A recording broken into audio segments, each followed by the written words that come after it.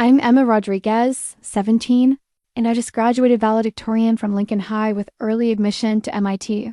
My dad, a corporate lawyer who lives at his office, has missed every important moment of my life birthdays, award ceremonies, and especially my senior year science fair where I presented my revolutionary water purification system. While other kids had their families cheering them on, I stood alone explaining how my invention could provide clean water to millions. Dad was closing another crucial deal that night. 3 days later, NASA called our house asking to speak with the young scientist who just solved a critical challenge for their Mars colonization project.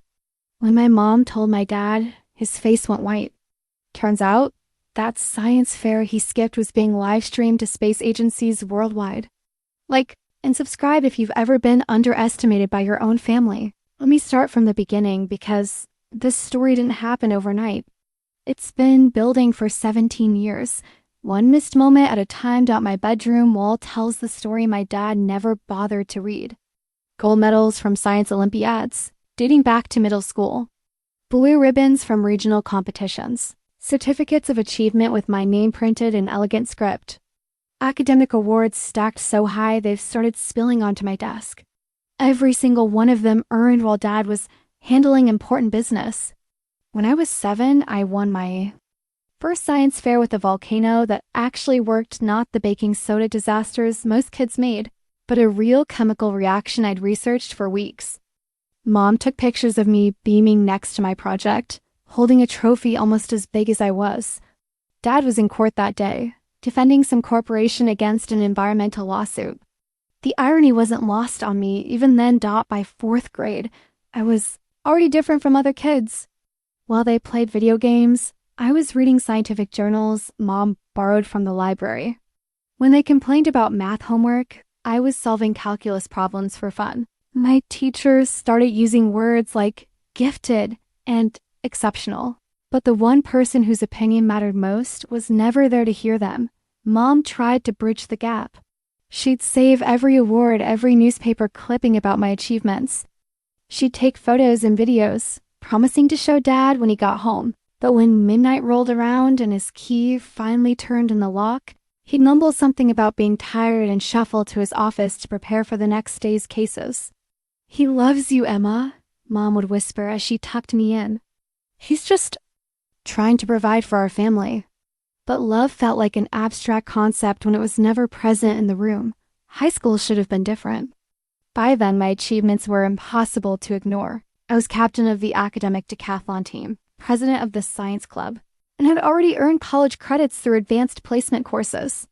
Local newspapers started featuring me as a teen prodigy.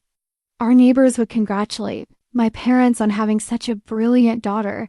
Dad would smile and nod when people praised me, accepting credit for my success while having contributed nothing to it. He'd tell colleagues about his daughter, the genius, as if proximity to my achievements elevated his own status.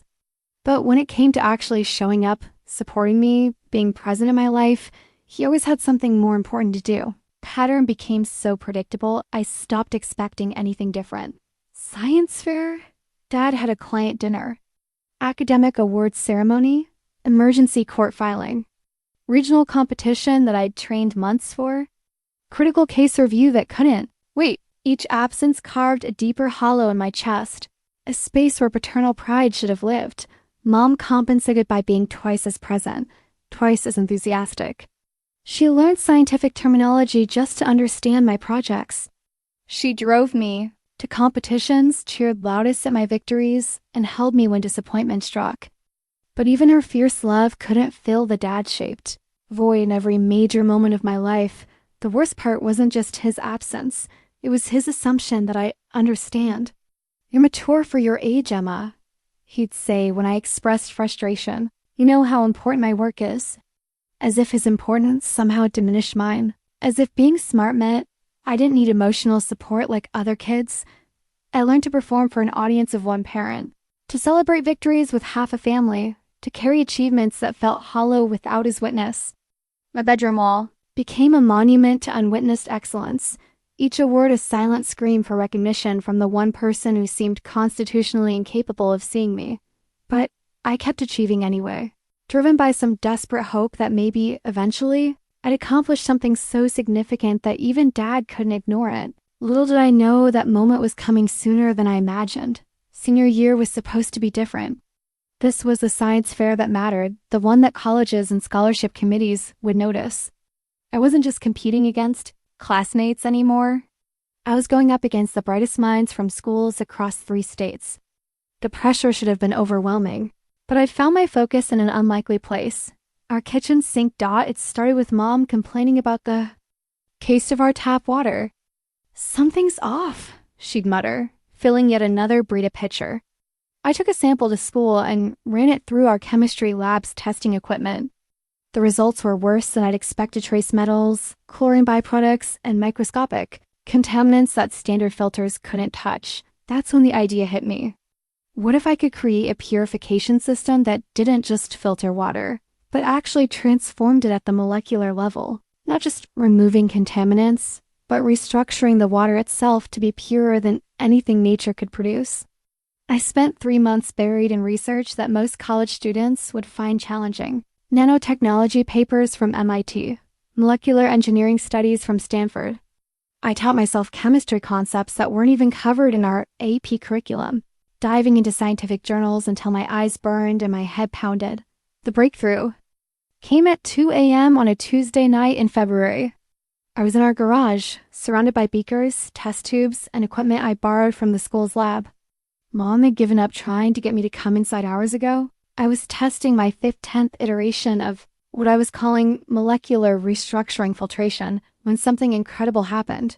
The water sample I'd been working with, murky tap water filled with deliberate contaminants, emerged from my system, not just clearer, but actually more pure than distilled water. My handheld spectrometer couldn't detect a single impurity. I ran the test 3 more times, certain I made an error. But every result was the same: perfect water. I called Mr. Peterson, my chemistry teacher, at home. "Emma, it's 2:30 in the morning." He groaned into the phone. "I did it," I whispered, staring at the glass of crystal clear water in my shaking hand. "I actually did it."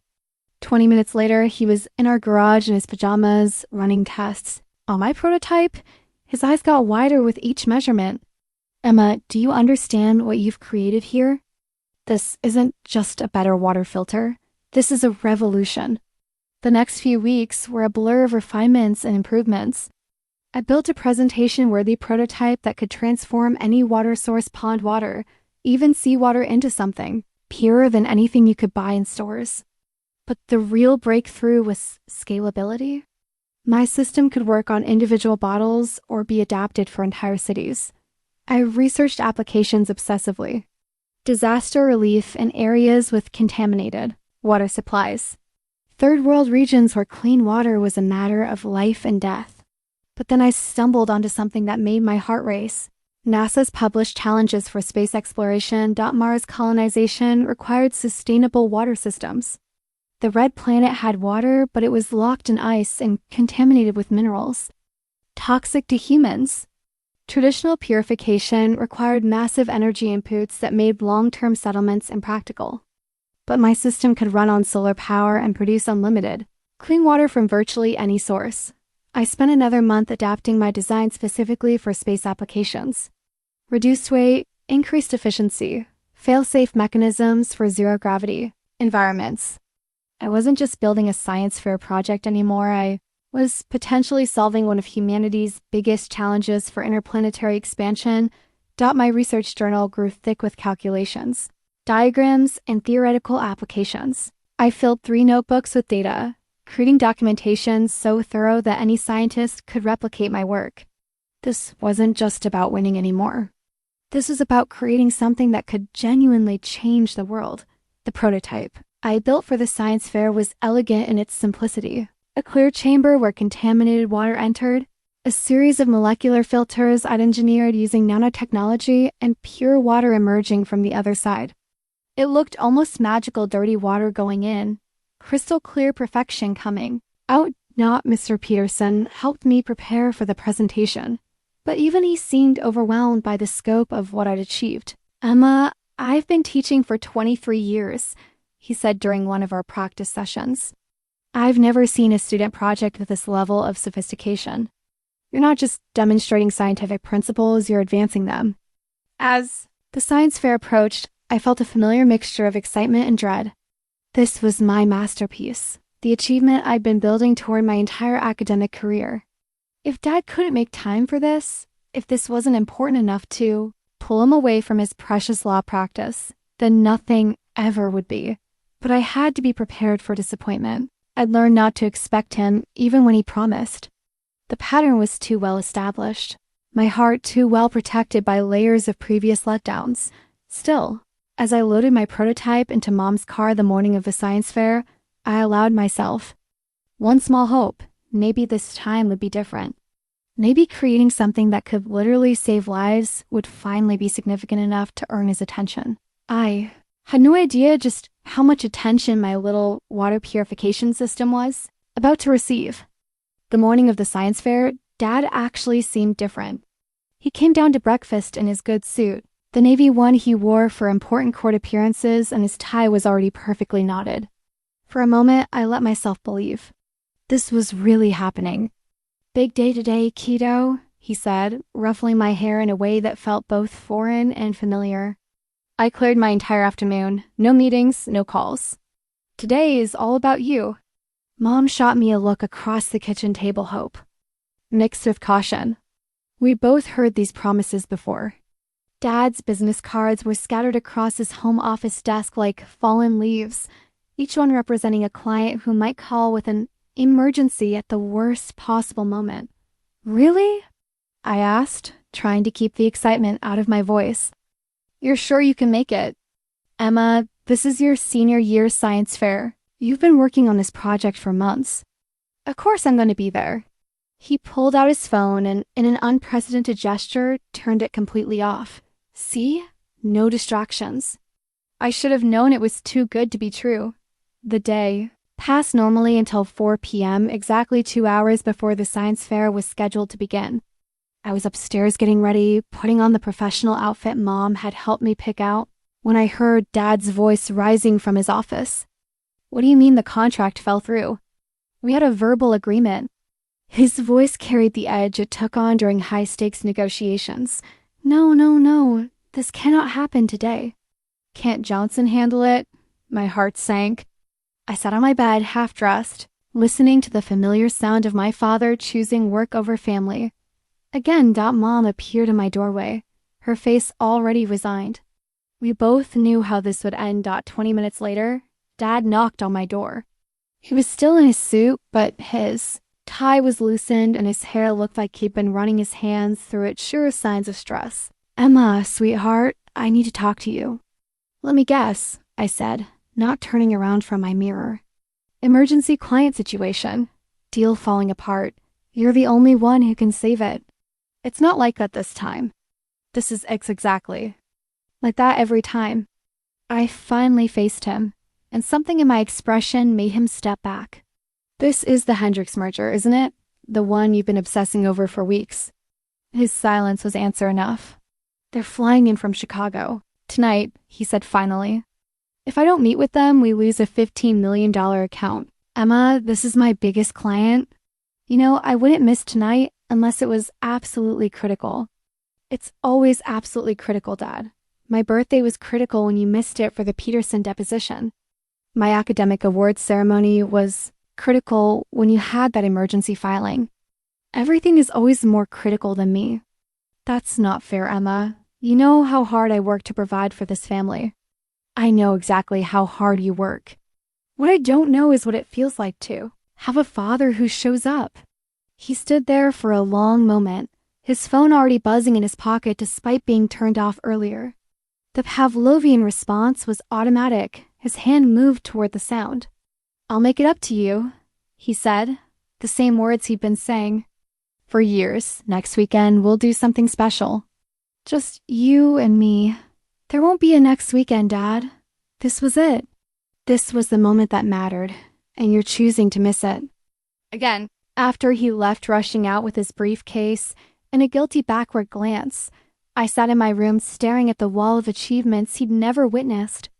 Each medal, each certificate, each trophy suddenly felt meaningless. What was the point of excellence if the person whose approval I craved most would never be there to see it? Mom found me 20 minutes later, still sitting on my bed in my half-buttoned presentation outfit. "We should go," she said softly. "Your project deserves to be seen, even if he won't be there to see it. Maybe I should just skip it. What's the point?" "The point," Mom said, sitting beside me and taking my hands, "is that you created something amazing. You solved problems that adult scientists struggle with. Your worth isn't determined by who's watching, Emma. It's determined by what you achieve."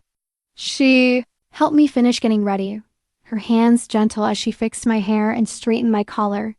In the car, she tried to fill the silence with encouraging words, but we both felt the weight of the empty passenger seat.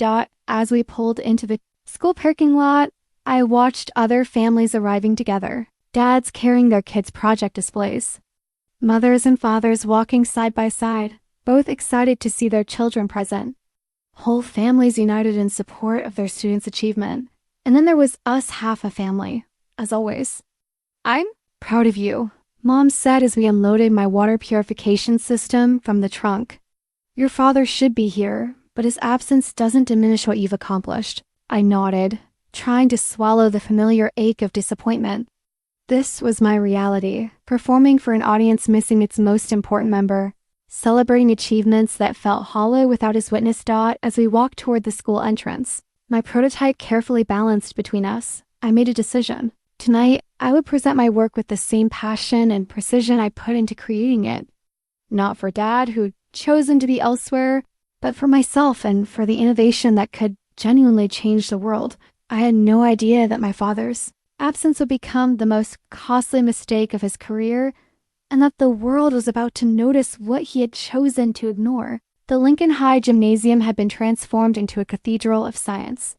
Dozens of display tables arranged in neat rows, each one showcasing months of student research and innovation.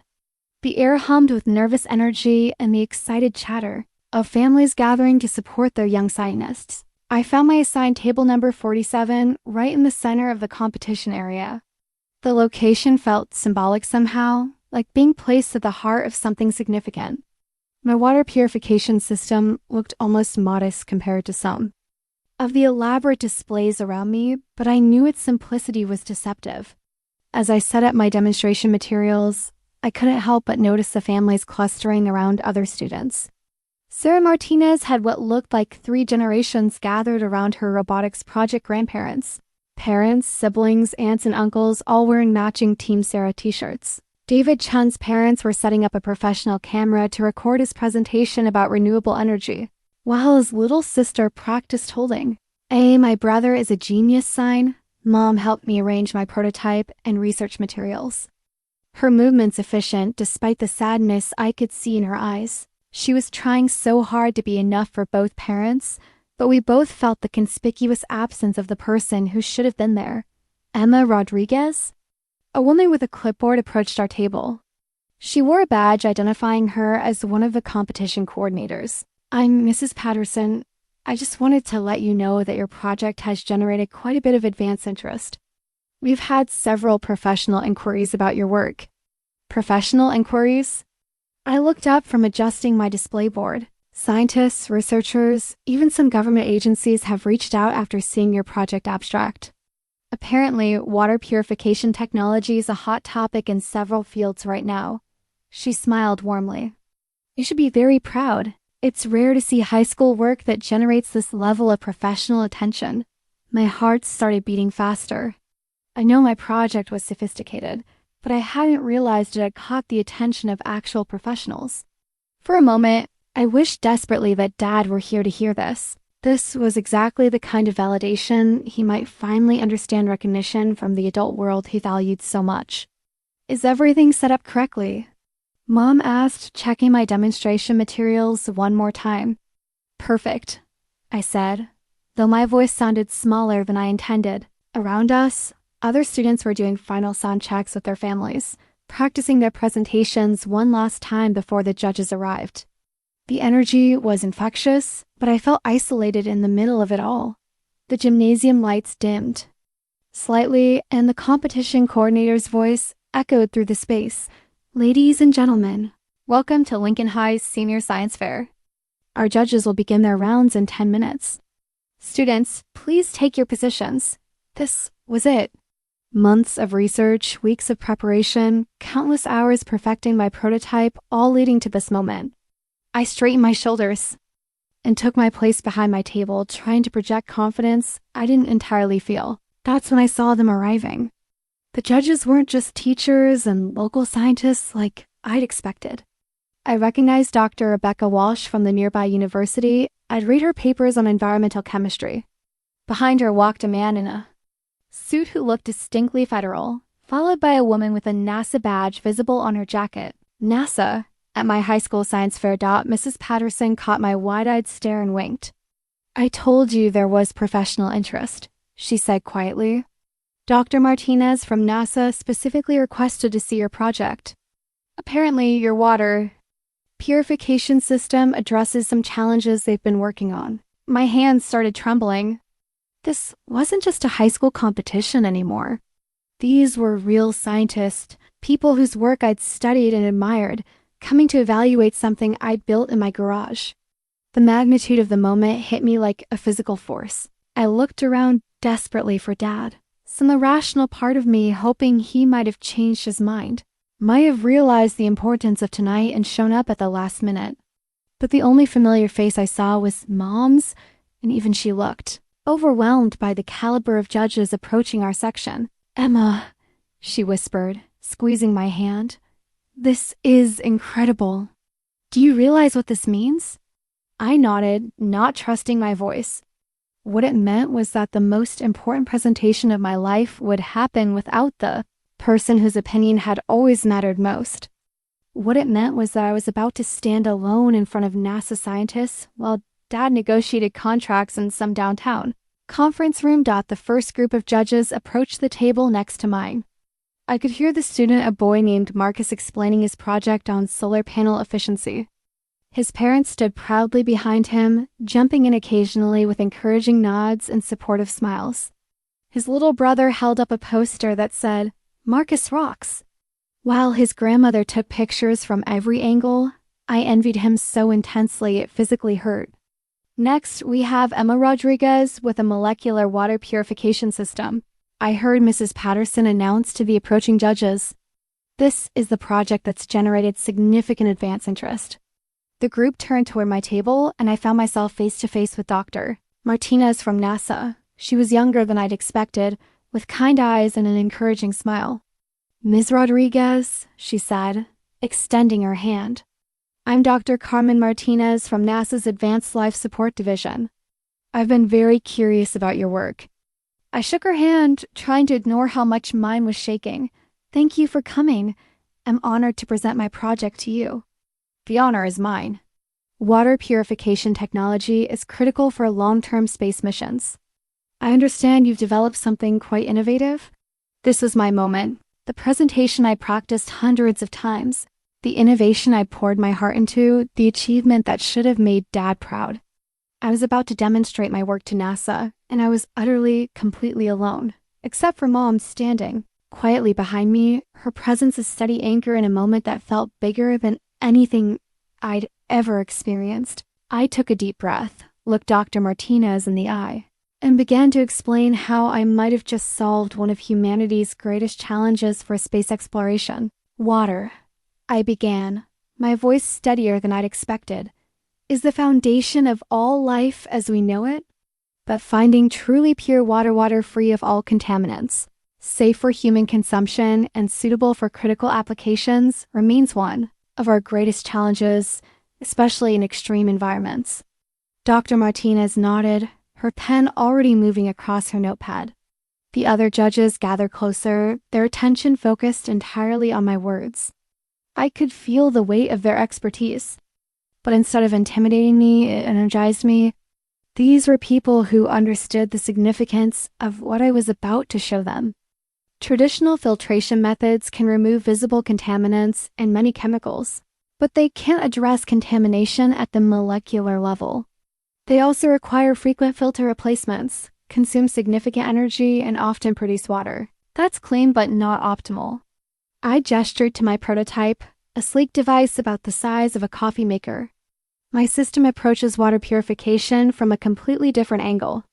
I poured a sample of deliberately contaminated water murky, filled with sediment and dyed slightly brown into the input chamber. This water contains heavy metals, organic compounds, bacteria, and mineral deposits that would make it dangerous to drink.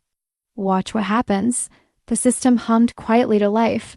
Through the clear chambers, the judges could see the water moving. Through multiple stages of my molecular filtration process, the murky liquid gradually became clearer as it passed through each stage. But the real transformation happened at the molecular level, invisible to the naked eye, but revolutionary in its implications. Most purification systems work by removing contaminants, I explained as the process continued. My system doesn't just remove them, it restructures the water molecules themselves. The nanotechnology filters I've designed don't just trap impurities. They break down contaminated molecules and reassemble them into pure H2O. Dr. Martinez looked up from her notes, her eyebrows raised. You're describing molecular reconstruction. That's graduate-level chemistry, Ms. Rodriguez. How did you develop this approach? I started with research in how water behaves at the molecular level in different environments, I said, pulling out my research journal 3 notebooks thick with calculations and diagrams. I realized that if we could control the reconstruction process, we could create water that's not just pure, but optimized for specific applications. The clean water began flowing from the output chamber, crystal clear and sparkling under the gymnasium lights. I filled several small cups and handed them to the judges.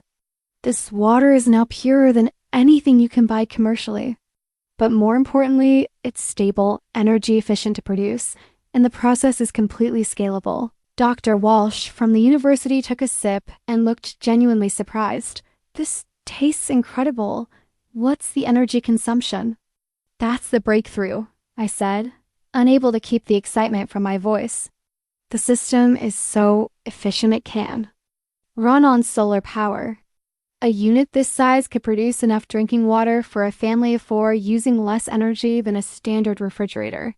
The federal agent I'd learned his name was Dr. Thompson from the EPA was examining my documentation with intense focus. Ms. Rodriguez, have you tested this system with different types of contamination? Industrial chemicals, biological agents, radioactive materials? Yes, sir. I've documented successful purification of water contaminated with lead, mercury, E. coli, industrial solvents, and even low-level radioactive isotopes. The molecular reconstruction process is remarkably effective against diverse contaminants. I flipped through my journal to show him the test results. The system consistently produces water that exceeds all safety standards by significant margins. But it was Dr. Martinez's next question that made my heart race. Emma, have you considered applications beyond terrestrial use? Space missions, for instance? This was the moment I'd been preparing for. Actually, that's where this technology becomes truly revolutionary, I said, pulling out a separate section of my research. Space missions, particularly long-term ones like Mars colonization, require sustainable water systems that can operate in extreme conditions with minimal energy input. I explained how my system could process the mineral-heavy ice found on Mars, how it could recycle water from multiple sources in a closed-loop system, how it could operate in zero gravity without losing efficiency. The judges listened with growing amazement as I detailed applications they hadn't even asked about. The system is also fail-safe, I continued. If any component malfunctions, it defaults to standard filtration rather than shutting down completely. For space applications, that reliability could be the difference between mission success and catastrophic failure. Dr. Martinez was scribbling notes rapidly. Emma, this is extraordinary work. You've essentially solved several problems that NASA has been working on for years. The applications for Mars missions alone? She paused, looking at her colleagues. Have you submitted any papers for publication? Applied for patents? Not yet, I admitted. I wanted to present it here first, get feedback from professionals like yourselves. You need to protect this intellectual property immediately, Dr. Thompson said. This technology has enormous commercial and strategic value. As I finished, My presentation, demonstrating the system's efficiency and explaining its potential applications. I felt a strange mixture of triumph and sadness. This was the moment I'd been building toward my entire academic career: professional recognition, validation from experts in the field, acknowledgement that my work could genuinely change the world, and Dad wasn't here to see any of it. Mom stood behind me, tears streaming down her face, her pride evident to everyone watching. But the empty space where Dad should have been felt like a wound that all the professional accolades couldn't heal. "Ms. Rodriguez," Dr. Martinez said as the judges prepared to move to the next project, "would you be available for a follow-up conversation? NASA has a youth outreach program that might be very interested in your work." "Of course," I managed, though my voice sounded far away to my own ears. As they walked away, I heard Dr. Martinez talking quietly to her colleagues. "That's the most sophisticated high school project I've ever seen. The applications are limitless." I should have felt elated. Instead, I felt hollow. The biggest moment of my life had just happened, and the person whose approval I'd spent 17 years trying to earn was in a conference room across town, negotiating contracts and missing everything that mattered. But I had no idea that this moment was being recorded, broadcast, and watched by scientists and agencies around the world. I had no idea that my presentation had just reached an audience far beyond the Lincoln High Gymnasium. And I definitely had no idea that in 3 days, everything would change. The drive home was surreal. In my hands, I held a first-place trophy that should have felt like the culmination of everything I'd worked for. Instead, it felt strangely light, almost meaningless. The judges had been unanimous. My water purification system had won not just first place, but a special recognition for outstanding innovation with real-world applications. "I can't believe what just happened," Mom kept saying, glancing at me through the rearview mirror. "Emma, NASA was there, NASA. And they were taking notes on your project like you were already one of their scientists." I managed to smile, but my heart wasn't in it. The evening had been everything I dreamed of and nothing like I'd imagined. Professional recognition, validation from experts, acknowledgement that my work could genuinely impact the world, but all of it felt hollow without the one person whose opinion had always mattered most. "Dr. Martinez seemed really impressed," I said, trying to focus on the positive aspects. "And Dr. Thompson from the EPA asked for copies of all my documentation. They treated you like a colleague, not a high school student," Mom said proudly. "You should have seen your face when Dr. Martinez started asking about Mars applications. You lit up like—" She stopped abruptly. We both knew what she'd been about to say. "Like your father when he talks about his cases." The comparison hung in the air between us, unspoken but understood.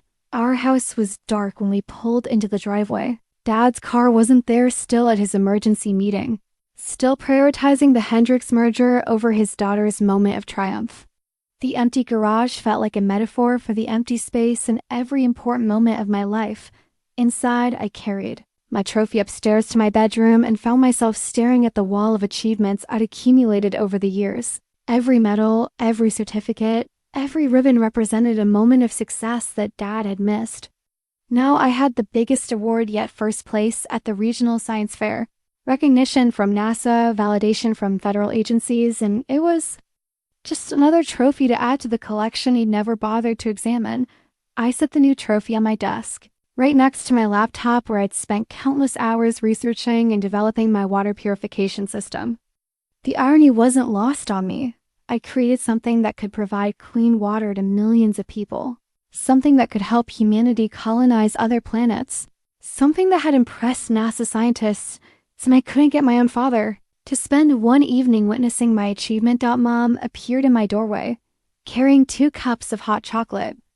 "Want to talk about it?" "There's nothing to talk about," I said, though we both knew that wasn't true. It was amazing. The judges were incredible. I won first place. Everything went perfectly, except for the one thing that would have made it actually perfect. I turned away from my achievement wall and accepted the hot chocolate gratefully. The warmth of the mug felt good in my hands, something real and present to anchor me. I keep thinking maybe I'm being unfair, I said quietly. His work is important.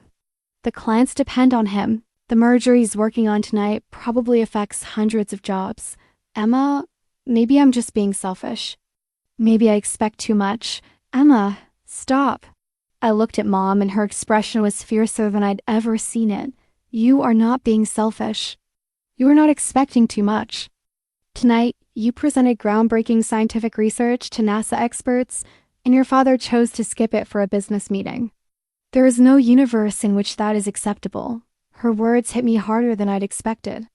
I'd spent so many years making excuses for Dad, convincing myself that his priorities made sense, but I was wrong to feel neglected. I just wanted him to see, I whispered. Just once, I wanted him to see what I've accomplished and be proud. Oh, sweetheart, Mom sat beside me on my bed and pulled me into a hug.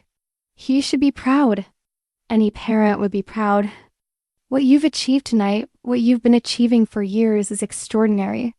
We sat in silence for a while, both of us processing the magnitude of the evening and the weight of Dad's absence.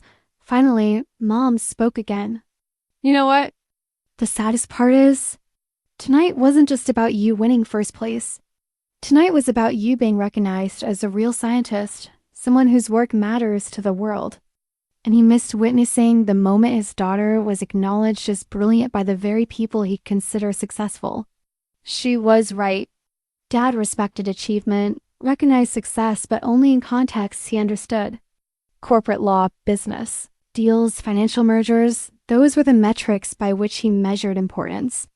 If he'd been there tonight, if he'd seen NASA scientists taking notes on my work, treating me as a peer rather than a student maybe, that would have finally translated into recognition he could understand, but he wasn't there. And once again, I was left celebrating a victory that felt incomplete, holding a trophy that represented everything I'd accomplished and nothing I'd gained in terms of his attention.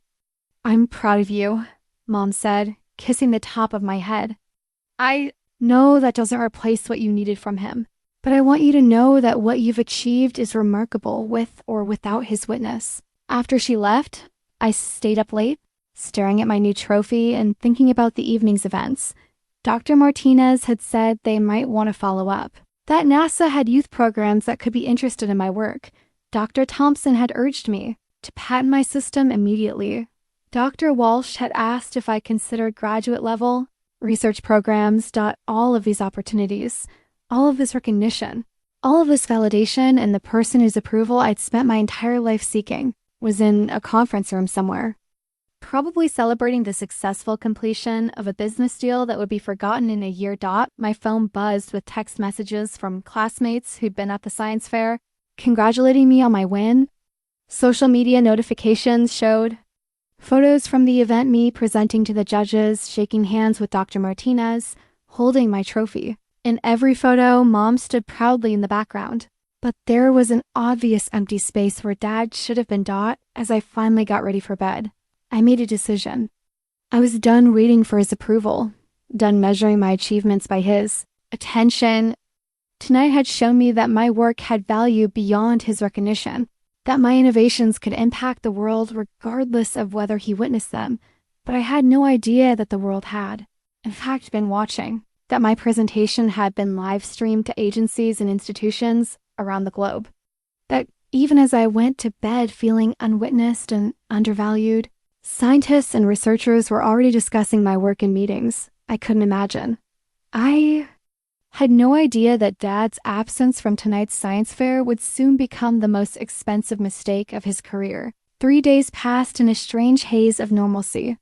I went to classes, completed assignments, and tried to process what had happened at the science fair. Dad had come home late that night, well after midnight, and left early the next morning. We'd barely exchanged words, let alone discussed the biggest achievement of my academic career. The Hendrix merger had gone through successfully, of course. I overheard him on a phone call with his partner, celebrating the $15 million account they'd secured. His voice carried the satisfaction of a job well done, the pride of professional accomplishment. It was the same tone I'd been hoping to hear directed at my own achievements for 17 years, Mom had printed. out articles from the local newspaper covering the science fair. Local Teens Innovation Impresses NASA Scientists, read the headline, with a photo of me explaining my water purification system to Dr. Martinez. She'd framed it and hung it in the hallway, right next to my other achievements that Dad never looked at.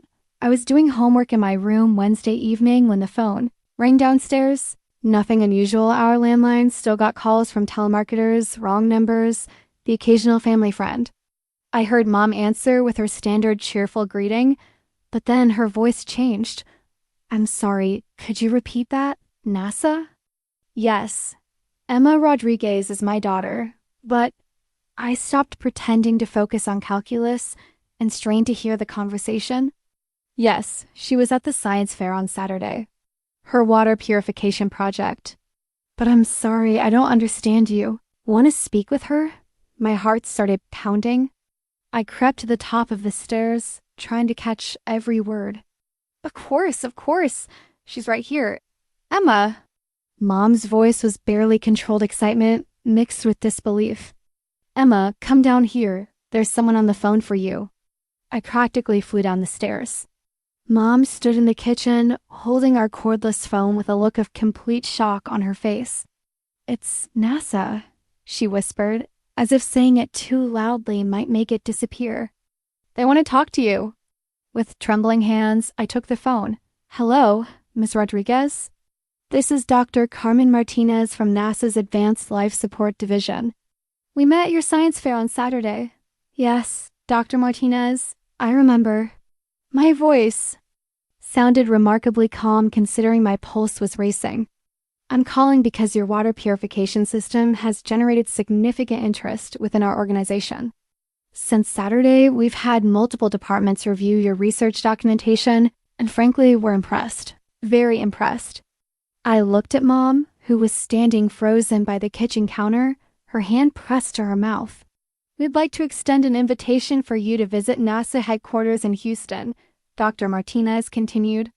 "We have a youth outreach program that works with exceptional students, and your project addresses several critical challenges we're facing for long-term space missions. Visit NASA headquarters," I managed to say. "Yes, we'd like you to present your work to a broader panel of our scientists and engineers. Your molecular water purification system could have applications for Mars colonization that we'd like to explore further." The world seemed to tilt. NASA wanted me to come to Houston to present my work to their scientists. For Mars colonization, that would be incredible. "Yes, absolutely." "Excellent. I'll have our youth program coordinator contact you with details about travel arrangements. Ms. Rodriguez, I want you to know that in 15 years of evaluating student projects, I've never seen work of this caliber from a high school student. What you've developed isn't just impressive for your age, it's groundbreaking science, period." After I hung up, Mom and I stared at each other in stunned silence. Then she started laughing, not regular laughter, but the kind that comes from pure, overwhelming joy mixed with disbelief. "NASA wants you to come to Houston," she said, as if testing whether the words sounded real. "NASA wants you to present your project to their scientists. For Mars colonization," I added, still trying to process the conversation. "Nah, do you understand what this means? This isn't just recognition, this is opportunity. This is your future opening up in ways we never imagined." We spent the next hour researching NASA's youth programs, trying to understand the scope of what I'd been invited to participate in. The Advanced Life Support Division was responsible for developing technologies that would keep astronauts alive during long-term space missions. My water purification system had apparently caught their attention as a potential solution to one of their most pressing challenges. "Wait until your father hears about this," Mom said, and then immediately looked stricken. We both realized the implications at the same time. Dad had missed the science fair, where NASA first noticed my work. He'd chosen a business meeting over the moment that had led to this extraordinary opportunity. The irony was almost too perfect and too painful. Should we call him? I asked Mom check the time. It was just past 7 p.m. He could still be at the office, but this news felt too important to wait. "He should hear this from us, not find out some other way," she said. Reaching for her phone, I listened as she called Dad's cell phone. It went straight to voicemail. He was probably in another meeting. She tried his office line. Rodriguez Law Firm, this is David Rodriguez. David, you need to come home now. Maria, I'm in the middle of... NASA just called. They want Emma to come to Houston. Silence. NASA called our house, Mom repeated. They want Emma to present her water purification project to their scientists. For Mars colonization projects. More silence. David, are you there? I'll be right home. The line went dead. Mom and I looked at each other, both thinking the same thing. In 17 years, nothing had ever made Dad leave work early. Not birthdays. Not emergencies. Not family crises. But NASA calling his daughter that got his attention. 20-5 minutes later, I heard his car in the driveway. He walked through the front door with an expression I'd never seen before, shock mixed with something that might have been regret. Tell me exactly what they said, was the first thing out of his mouth. For the next hour, I recounted every detail of Dr. Martinez's call while Dad listened with the same intense focus he usually reserved for legal briefs. When I finished, he sat back in his chair and stared at me as if seeing me for the first time. NASA, he said finally. NASA wants to work with my daughter. The possessive pronoun felt strange coming from him. For years, my achievements had felt separate from his world, irrelevant to his understanding of success. But somehow, NASA's recognition translated into something he could finally understand. This changes everything, he said, and I realized he was right, but not in the way he meant. The next morning, I woke up to the sound of Dad's voice coming from his office, but this time, he wasn't talking about contracts or mergers. He was on the phone with someone, and I could hear excitement in his voice that I'd never heard before. Yes, that's right, my daughter, Emma Rodriguez. NASA called yesterday about her water purification system. I paused at the top of the stairs, listening to him brag about my achievements with the same pride he usually reserved for his own professional victories. It should have felt validating, but instead it made me angry. Where had this pride been? For the past 17 years? 17 years old and already solving problems that NASA scientists have been working on for decades, he continued. Molecular water purification, completely revolutionary approach. I found Mom in the kitchen, making coffee with a strange expression on her face. He's been on the phone for an hour, she said quietly.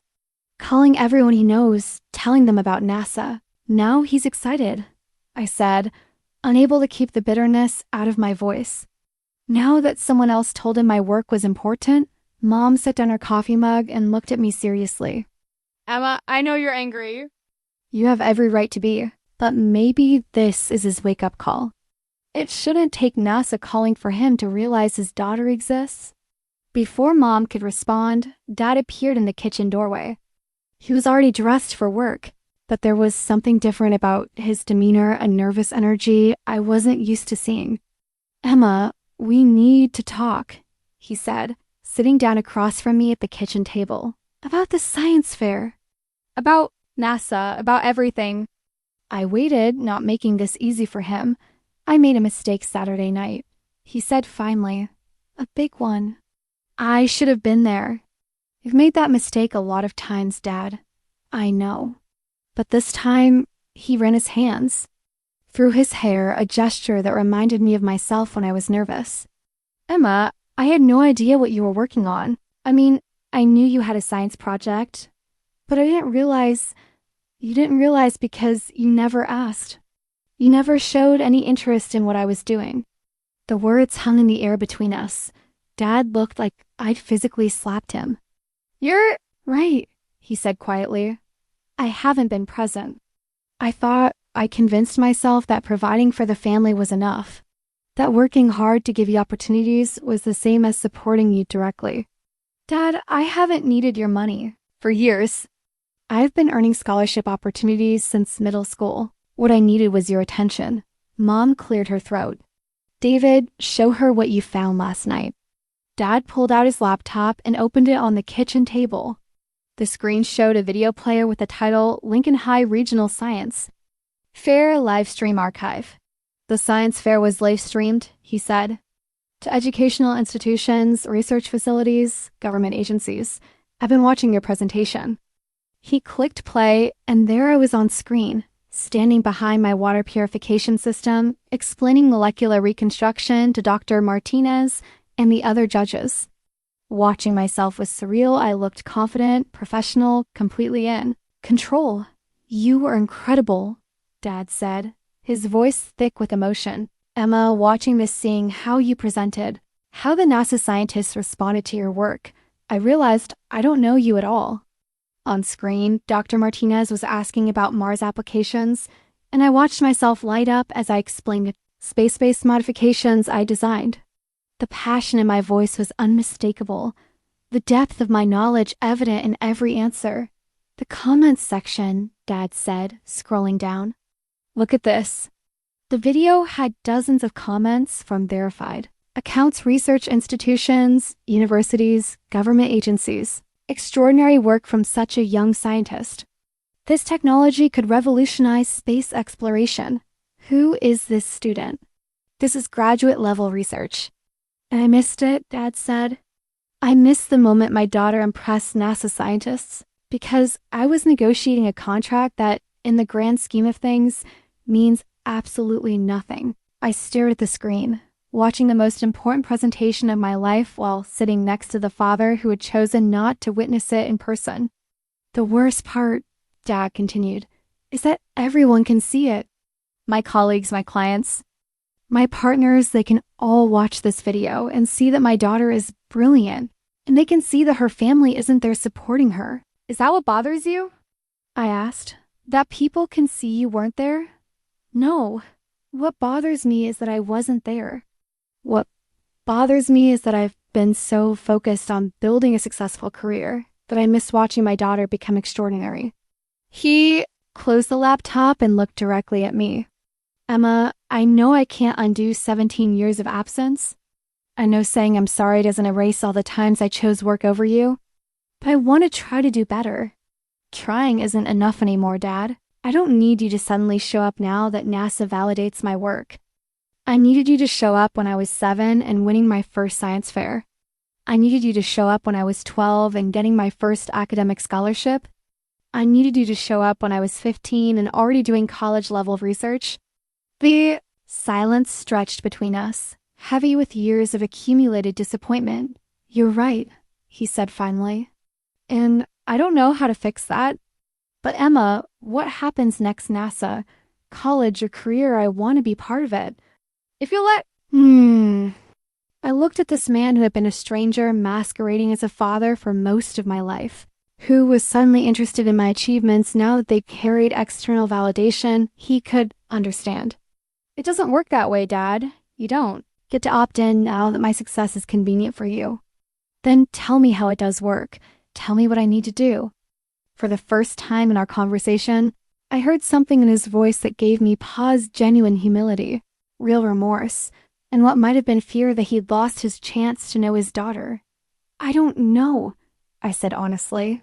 I don't know if there is a way back from this. And for the first time in my life, I saw my father cry. 2 days later, the official NASA invitation arrived by overnight mail. The thick envelope with the NASA logo felt impossibly important in my hands, like holding a piece of my future. Inside was a formal letter on official letterhead, travel, arrangements for 3 people, and a detailed itinerary that made my head spin. The National Aeronautics and Space Administration cordially invites Miss Emma Rodriguez to participate in our Advanced Life Support Youth Innovation Program. I read aloud to Mom and Dad, who were both hanging on every word. Your water purification system has been identified as having significant potential applications for long-term space missions and planetary colonization efforts. Dad sat forward in his chair, his business instincts kicking in. Travel arrangements. For 3 people, that means they want both parents to come. Your visit will include presentations to our Advanced Life Support Division, the Mars Mission Planning Committee, and the International Space Station Research Group. I continued reading. You will also have the opportunity to tour mission control facilities and meet with current astronauts in training. The magnitude of what I was reading hit me in waves.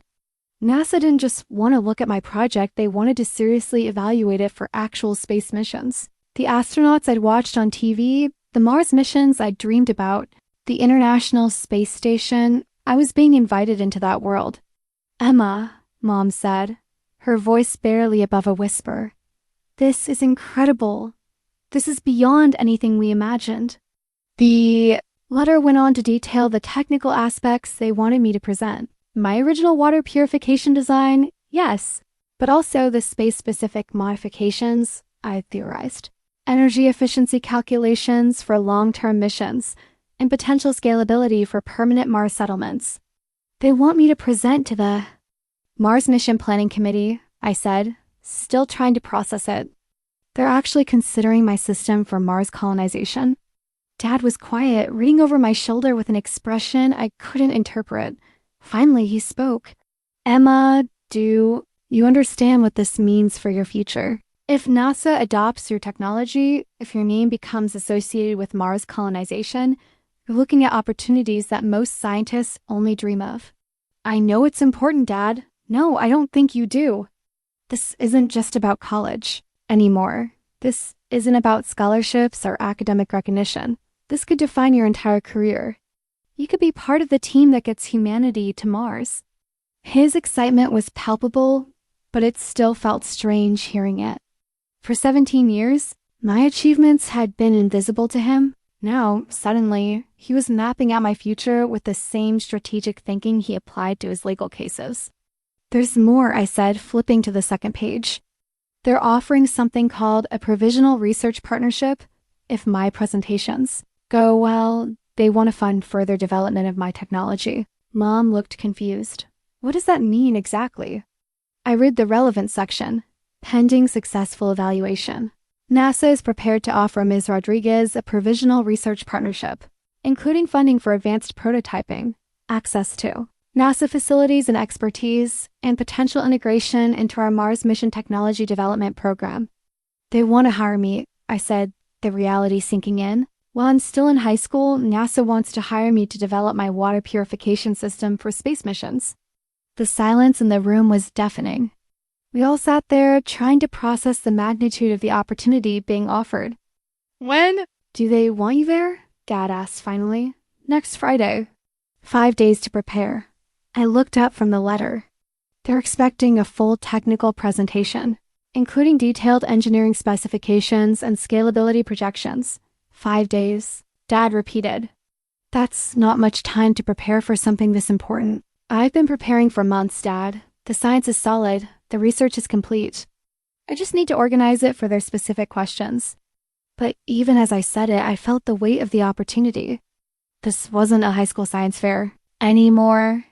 I would be presenting to NASA scientists, people whose work I'd studied and admired, people who were literally planning humanity's expansion to other planets. Dad stood up abruptly. I'm taking the week off. Mom and I both stared at him. What? I'm taking the week off work. The Hendricks account can wait. Everything can wait. This is the most important thing that's ever happened to our family, and I'm not missing another moment of it. Dad, you don't need to. Yes, I do. His voice was firm, determined. Emma, I've already missed too much. I missed the development of your project. I missed your science fair victory. I missed the moment NASA first took notice of your work. I'm not missing your preparation for the most important presentation of your life. I looked at this man who had never taken time off for anything family-related, who had missed every important moment of my childhood for work, who was suddenly offering to abandon his precious law practice for a week. What about your clients? Your cases? I have partners. They can handle things for a week. Emma, you're about to potentially become part of NASA's Mars colonization program. That's bigger than any case I've ever worked on. Mom reached over and squeezed my hand. This is really happening, isn't it? Our little girl is going to help put humans on Mars. Maybe, I said, though my heart was racing with possibility. If I don't mess up the presentation, you won't mess up, Dad said with more confidence than I felt. You've already impressed them enough to get this invitation. Now we just need to make sure you're as prepared as possible. For the first time in my life, Dad was prioritizing my achievement over his work. It should have felt like a victory, but instead it felt complicated. Where had this support been when I needed it most? Was this real change or just his excitement about being associated with something NASA-worthy? But as I looked at the official NASA invitation in my hands, I realized something. Regardless of Dad's motives, regardless of our complicated history, this opportunity was mine. I'd earned it through years of hard work, innovative thinking, and determination. NASA believed in my work. And maybe, for the first time, I was ready to believe in it too. That evening, I sat in my room staring at my diary, a leather-bound journal I'd kept faithfully since I was 12. 5 years of documented feelings about Dad's absence. 5 years of recorded disappointments and unwitnessed achievements. The NASA invitation lay on my desk beside it, representing everything I'd accomplished despite his neglect. I flipped through the pages, reading entries I'd written after each missed event, each broken promise, each time I convinced myself his absence. Didn't matter. Dad missed my academic awards ceremony again. Mom says he's working on an important case, but I think I'm just not important enough to pull him away from work. Won a regional science Olympiad today. Other kids' parents took pictures and went out for celebration dinners. Dad got home after I was asleep, left my medal on the kitchen counter so he'd see it, but he was gone before I woke up. Sometimes I wonder if I'm trying so hard in school because I think eventually I'll achieve something big enough that he'll have to notice. But what if nothing is ever big enough? A knock on my door interrupted my reading. Come in. Dad entered hesitantly, looking around my room as if seeing it for the first time. His eyes landed on my achievement wall, years of medals, certificates, and trophies that told the story of my academic career. Emma, he stopped, staring at the wall. How long has this been here? Years, Dad.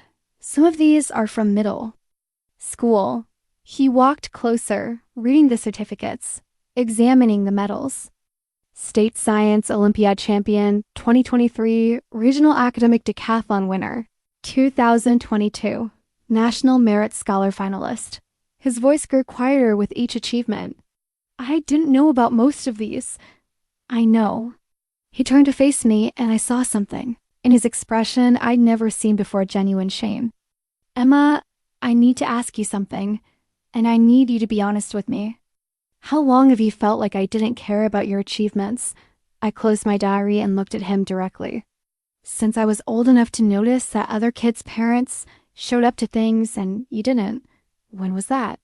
7, maybe 8 years old. The first time I won something and looked into the audience expecting to see you there, but you weren't. Dad sat down heavily in my desk chair, looking suddenly older than his 45 years. I thought I was being a good father. He said quietly, working hard, providing for the family, building financial security for your future. I thought that was what mattered. Dad, I've been earning my own scholarship opportunities since 8th grade. I haven't needed your financial support for my education. What I needed was your emotional support. I didn't realize you didn't. Realize because you never asked. You never showed interest in what I was working on, what I was achieving, what mattered to me. I pulled out my diary and flipped to a specific entry from 2 years ago. Listen to this, I said, and began reading. Today, I found out I'm the youngest person ever accepted into Dr. Walsh's Advanced Chemistry Research Program at the university. It's a huge honor. Only 5 students get selected each year, and they're usually college juniors or seniors. I should be excited, but all I can think about is how Dad won't even know what this means. Dad's face went pale as I continued reading. I tried to tell him at dinner, but he was on his phone with a client. When I finally got his attention, I explained about the research program, and he said, "That's nice, sweetheart," and went back to his call. I don't think he heard anything beyond chemistry program. I've stopped expecting him to understand how important my work is, but it still hurts every time. I closed the diary and looked at Dad, who had his head in his hands. Emma, I remember that conversation. I remember you trying to tell me something about chemistry, but I was dealing with a crisis at work and he stopped. Oh God, I completely dismissed the biggest opportunity of your academic career.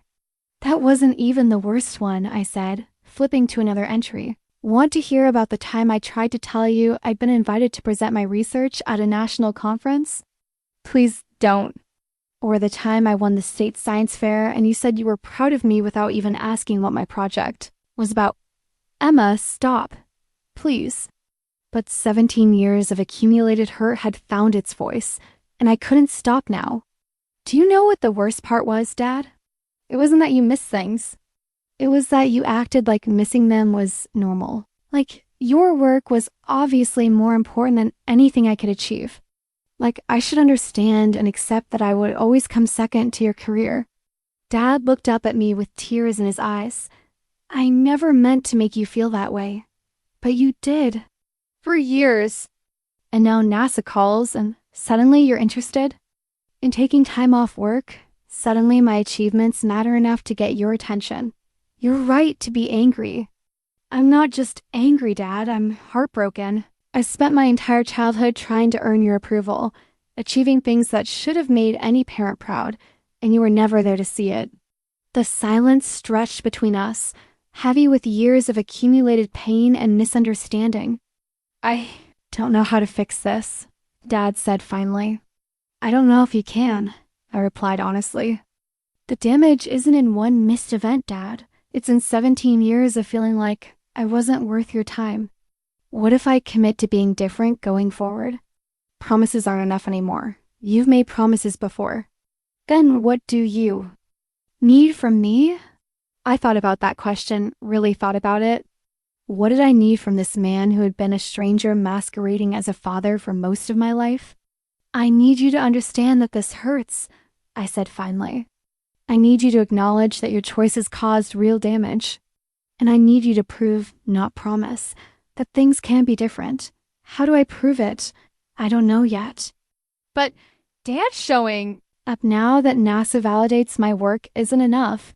You need to show up for me, not for the prestige of having a daughter who impresses scientists. Dad nodded slowly, and I could see him processing what I'd said. Emma, I want you to know something. Watching that video of your science fair presentation, seeing how brilliant you are, how confident, how professional, I realized I don't know my own daughter. And that's not your fault. That's mine. Yes, it is. I've been a terrible father. Yes, you have. The honesty hung between us, brutal but necessary. Can you give me a chance to learn how to be a better one? I looked at this man who had finally, after 17 years, asked the right question. I don't know, I said. But maybe we can start with NASA. The next morning, I woke up to my phone buzzing incessantly with notifications. Text messages, missed calls, social media alerts, more activity than my phone had ever seen. Still groggy, I checked the first message from my best friend Sarah. Oh my God, Emma, you're on the front page of the newspaper. And Channel 7 wants to interview you. Call me. I stumbled downstairs to find Mom and Dad standing in the kitchen, both staring at their phones with expressions of amazement. Emma, Mom said, holding up her phone screen, you're trending. And what? Dad spread the local newspaper across the kitchen table. There on the front page was a photo of me at the science fair with the headline, Local Teen Genius Catches NASA's Attention. The article described my water purification system, the NASA invitation, and included quotes from Dr. Martinez about the potential applications for space exploration. How did they find out about NASA? I asked, scanning the article. I may have mentioned it to a few people, Dad admitted sheepishly. Word spreads fast in legal circles, and apparently, one of my colleagues knows someone at the newspaper. My phone rang, the caller ID showed Lincoln High School. Emma, it's Principal Morrison. Congratulations on the NASA invitation. We're incredibly proud. Listen, we've had several media requests for interviews. Channel 7, the morning radio show, even a blogger from Science Weekly magazine. Would you be interested in speaking with any of them? Media interviews. I looked at my parents, both of whom were nodding enthusiastically. This is an incredible opportunity to represent our school. Principal Morrison continued. And frankly, it's wonderful publicity for our science program. Of course, the decision is entirely yours. After I hung up, Dad was already in planning mode. Emma, this media attention is exactly what you need, he said, his lawyer instincts taking over. Public recognition, documented achievement, building. Your reputation as an innovator, it all supports your future opportunities. Dad, I'm not trying to build a brand. I just want to do good science. But Emma, in today's world, recognition matters. The more people know about your work, the more opportunities will come your way. An hour later, Channel 7's news van pulled up outside our house. I watched through the window as a reporter and cameraman set up equipment on our front lawn, turning our quiet suburban street into a media staging area. Emma Rodriguez, the reporter, Jennifer Walsh, said as she shook my hand, "I'm so excited to meet you. Your story is incredible, 17 years old, and already attracting NASA's attention." The interview felt surreal.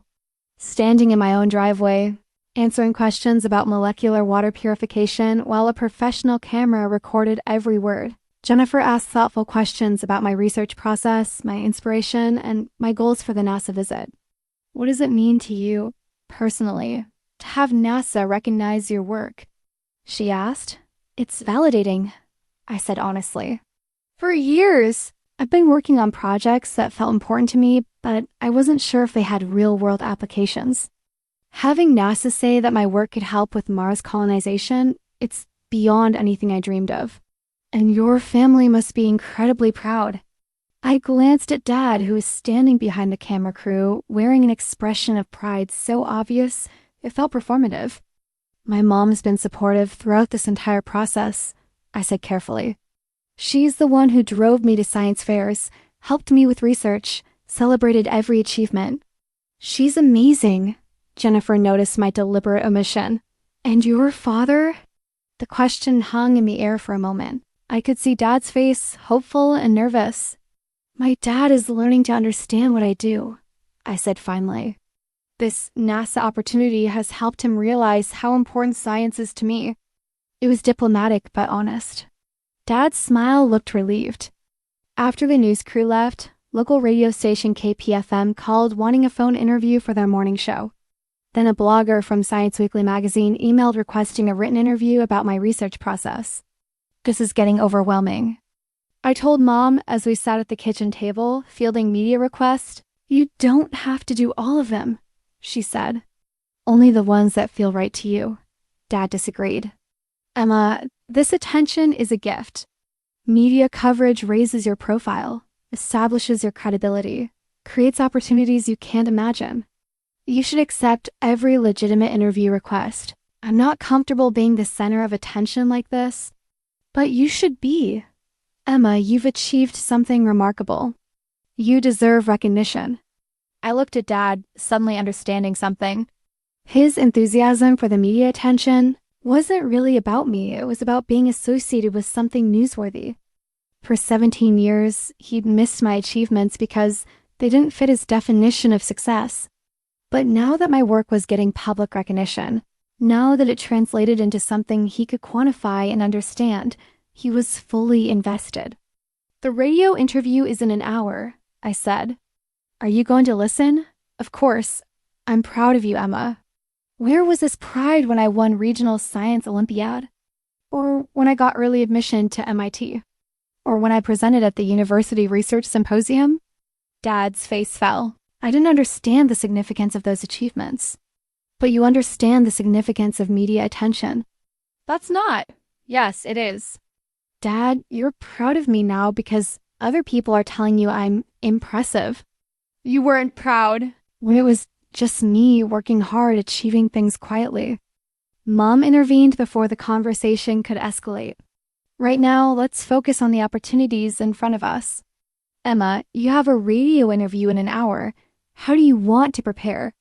The phone interview went well? The radio host asked.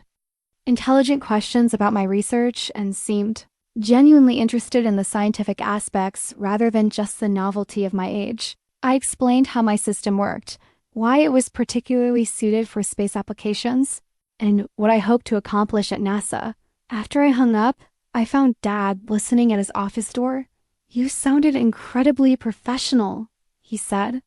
"Confident, knowledgeable, articulate. Emma, hearing you explain your work to that reporter, I finally understand what you've been trying to tell me all these years.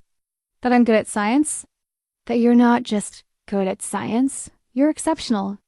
You're working at a level that most adults never reach." It should have felt like a victory, finally earning his recognition. Instead, it felt hollow. I'd been exceptional for years, but it had taken public validation for him to see it. My phone buzzed with another interview request.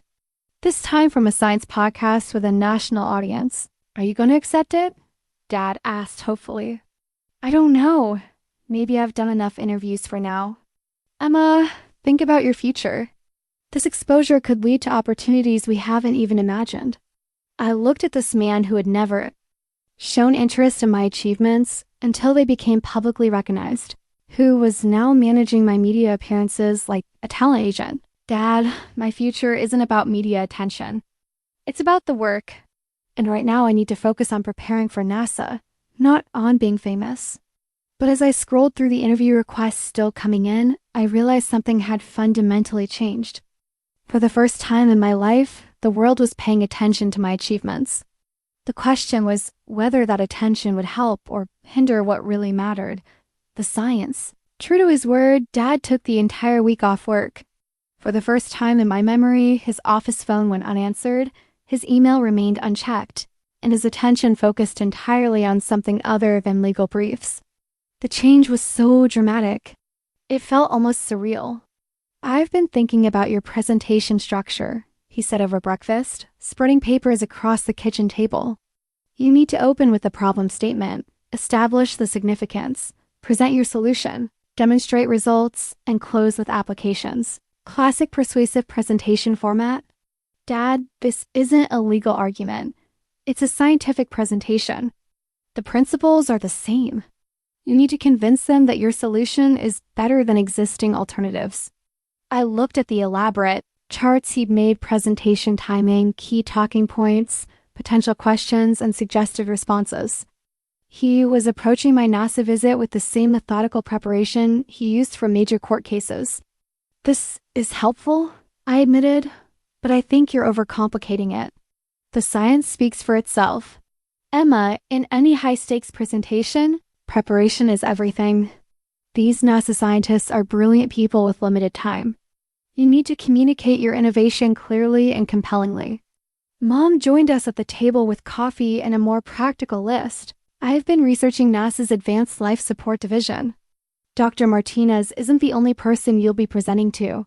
Dr. Robert Chun leads the Mars Mission Planning Committee, and Dr. Sarah Williams runs the International Space Station Research Group." I'd already researched all of them, but Mom's thoroughness impressed me. She'd even found recent papers they published, current projects they were working on, and specific challenges they were trying to solve. "Dr. Chun's team is struggling with water recycling efficiency on long-term missions," Mom continued. "Your system's energy efficiency could be exactly what they need.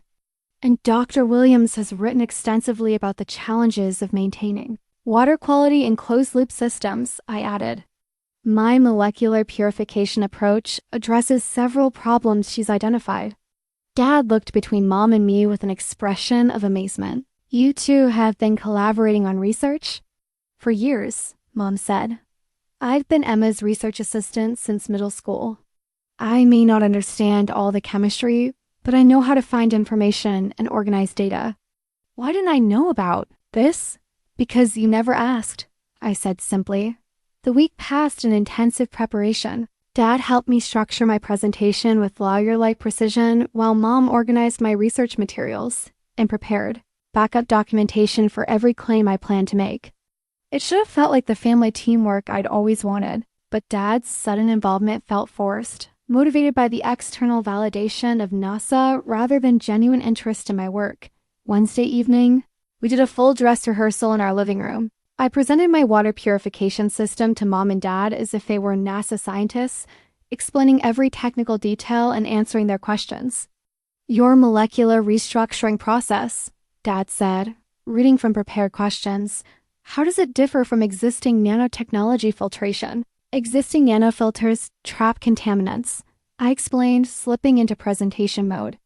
My system doesn't just trap them, it breaks them down at the molecular level and reconstructs pure water molecules.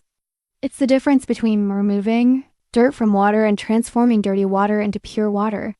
And the energy requirements?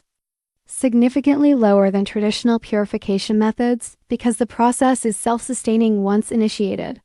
Perfect for space applications where energy conservation is critical. Dad beamed with pride.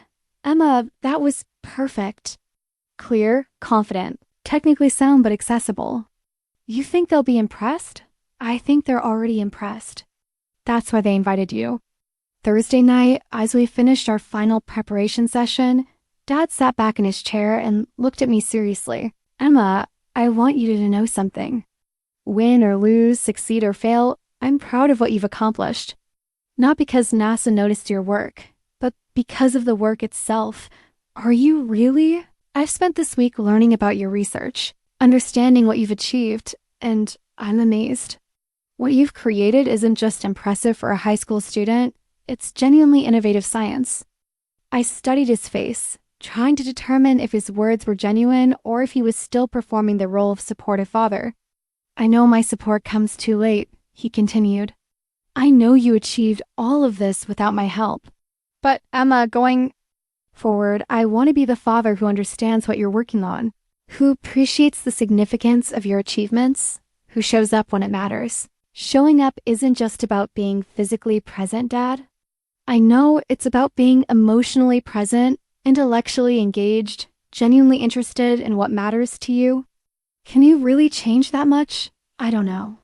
But watching you prepare for this presentation, seeing how brilliant and dedicated you are, understanding the scope of what you've accomplished, it's changed how I see everything, including myself. Friday morning arrived with a mixture of excitement and terror. Our flight to Houston left at noon, and my NASA presentation was scheduled for Monday morning. I'd spent months developing my water purification system, weeks preparing for this moment, and a lifetime hoping for an opportunity like this dot. As we loaded our luggage into the car, I looked back at our house, specifically at my bedroom window, where my achievement wall was visible. All those medals and certificates that had accumulated over the years. All those moments of success that Dad had missed. All leading to this moment when everything would finally matter to him. Ready? Dad asked, holding the car door open. Ready, I said, though I wasn't sure if I meant ready for NASA or ready to find out if my father had really changed. Either way, there was only one way to find out. NASA's Johnson Space Center in Houston was unlike anything I'd ever seen. As our taxi pulled through the security gates, I pressed my face to the window, taking in the sprawling complex of buildings, rocket displays, and the iconic mission control center I'd seen in countless movies and documentaries. Look at that, Dad said, pointing to a Saturn V rocket standing majestically in the distance. That's the actual rocket design that took humans to the moon. For once, his excitement matched mine perfectly. We were both tourists here, both awed by being in the presence of humanity's greatest technological achievements. The visitor center buzzed with international accents and languages scientists, engineers, and researchers from around the world. This was where the future of human space exploration was being planned, and somehow, impossibly, I was about to become part of it. Miss Rodriguez? A young woman with a NASA badge approached us. I'm Dr. Lisa Park, Dr. Martinez's research assistant. Welcome to Johnson Space Center.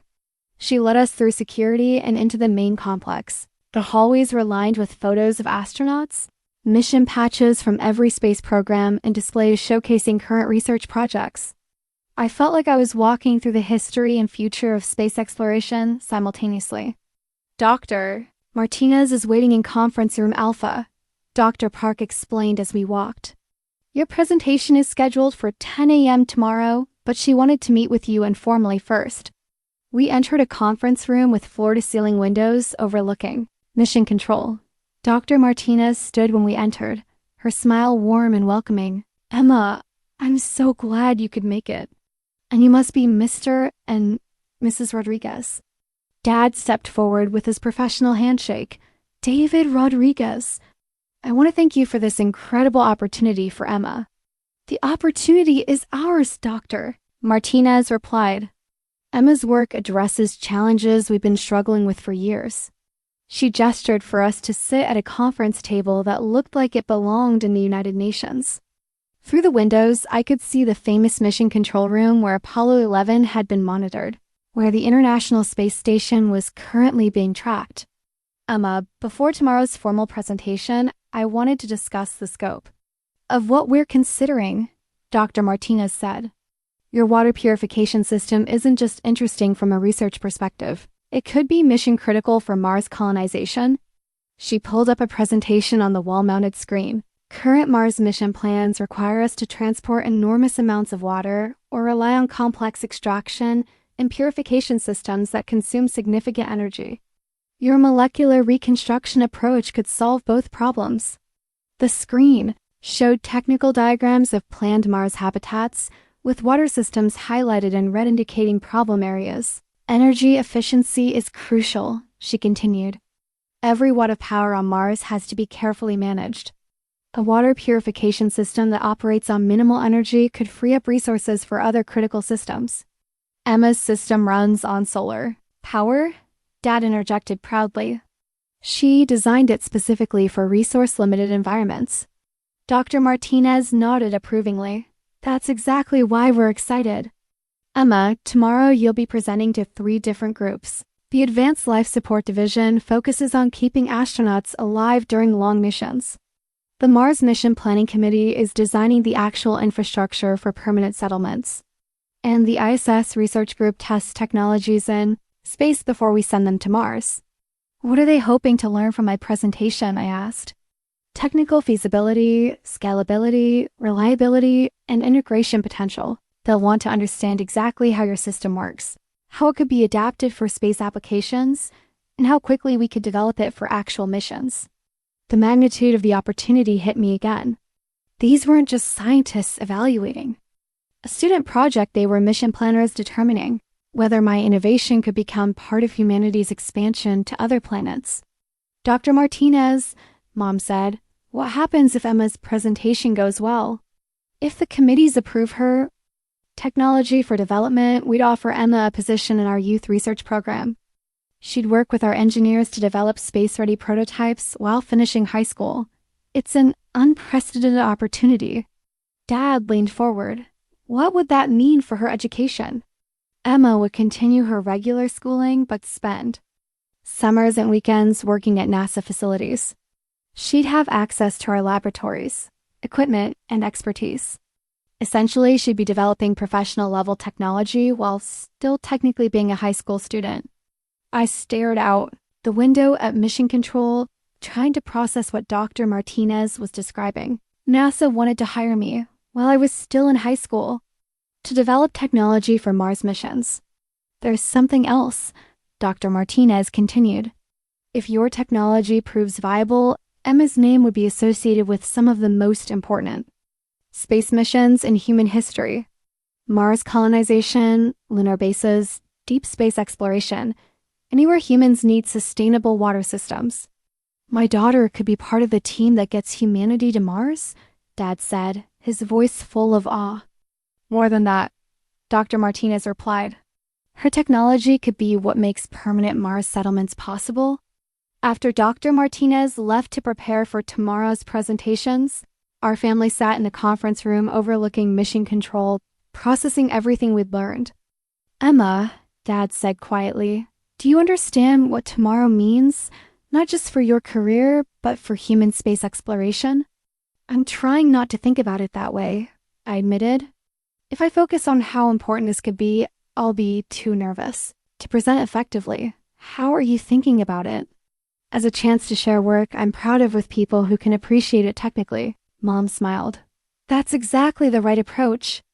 You've done the hard work already.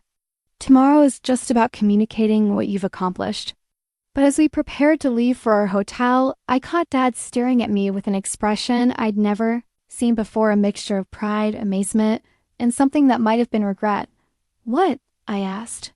I was just thinking about all the times I dismissed your science projects as just schoolwork, he said.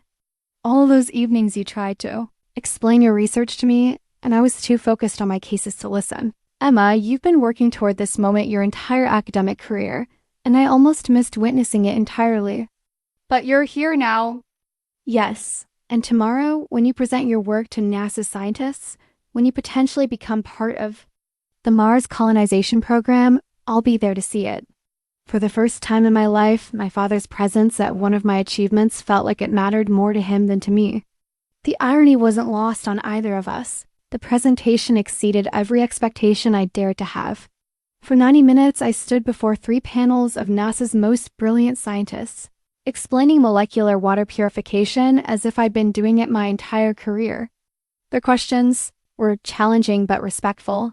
Their interest genuine and intense. Dr. Chen from the Mars Mission Planning Committee had been particularly engaged, asking detailed questions about scalability and energy requirements. Dr. Williams from the ISS research group wanted to know about zero-gravity applications. The Advanced Life Support Division grilled me on reliability and fail-safe mechanisms.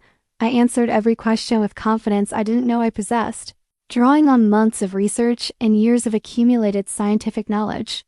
When Dr. Martinez finally called for a break, the room buzzed with excited conversation among the scientists. That was extraordinary, Dad whispered as we stepped into the hallway. Emma, you presented like you belonged in that room. I did belong in that room. I realized the truth of it surprising me. I wasn't just a high school student showing off a science project. I was a researcher presenting viable technology to colleagues. Mom squeezed my hand. We could see it on their faces. They weren't just impressed, they were convinced. 20 minutes later, Dr. Martinez called us back into the conference room. The 3 committee heads sat together at the far end of the table, their expressions serious but positive. Emma, Dr. Chen began, we've had a chance to discuss your presentation and review your technical documentation. The committees are unanimous in our assessment. My heart stopped beating. Your water purification system represents a significant advancement over current technologies, Dr. Williams continued. The energy efficiency, reliability, and scalability make it ideal for space applications. More importantly, Dr. Martinez added, your approach to molecular reconstruction opens up possibilities we hadn't considered. This isn't just an improved water filter. It's a fundamental advancement in purification technology. Dr. Chen leaned forward. Emma, we'd like to offer you a position in NASA's Youth Innovation Partnership Program. The room seemed to spin slightly. A position? Full partnership status, Dr. Williams explained. You work with our engineering teams to develop space-ready prototypes of your system. Access to our laboratories, technical expertise, and testing facilities. But I'm still in high school. Which is exactly why this is so remarkable. Dr. Martinez said, Emma, most of our researchers have advanced degrees and years of professional experience. You've achieved breakthrough innovation as a teenager. We want to nurture that talent, Dad spoke up. What would this partnership involve specifically? Dr. Chen pulled out a thick folder. Summers at NASA facilities, weekend research sessions, access to graduate-level courses in space systems engineering. Emma would essentially be fast-tracked through advanced training while completing her regular education. And there's more, Dr. Williams added. MIT has agreed to partner with us on this program.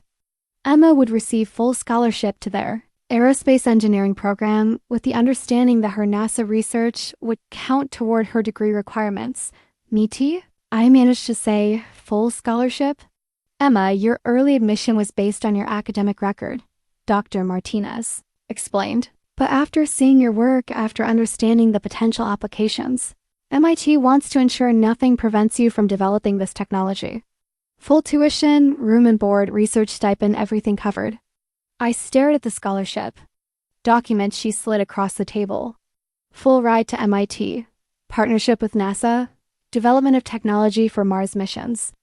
Everything I dreamed of and opportunities I never imagined. There's one more component, Dr. Chen said. If your technology is approved for Mars missions, you'd be eligible for mission specialist training. You could literally be part of the team that establishes the first permanent human settlement on another planet. The silence in the room was complete. Dad looked like he might faint. Mom was crying openly.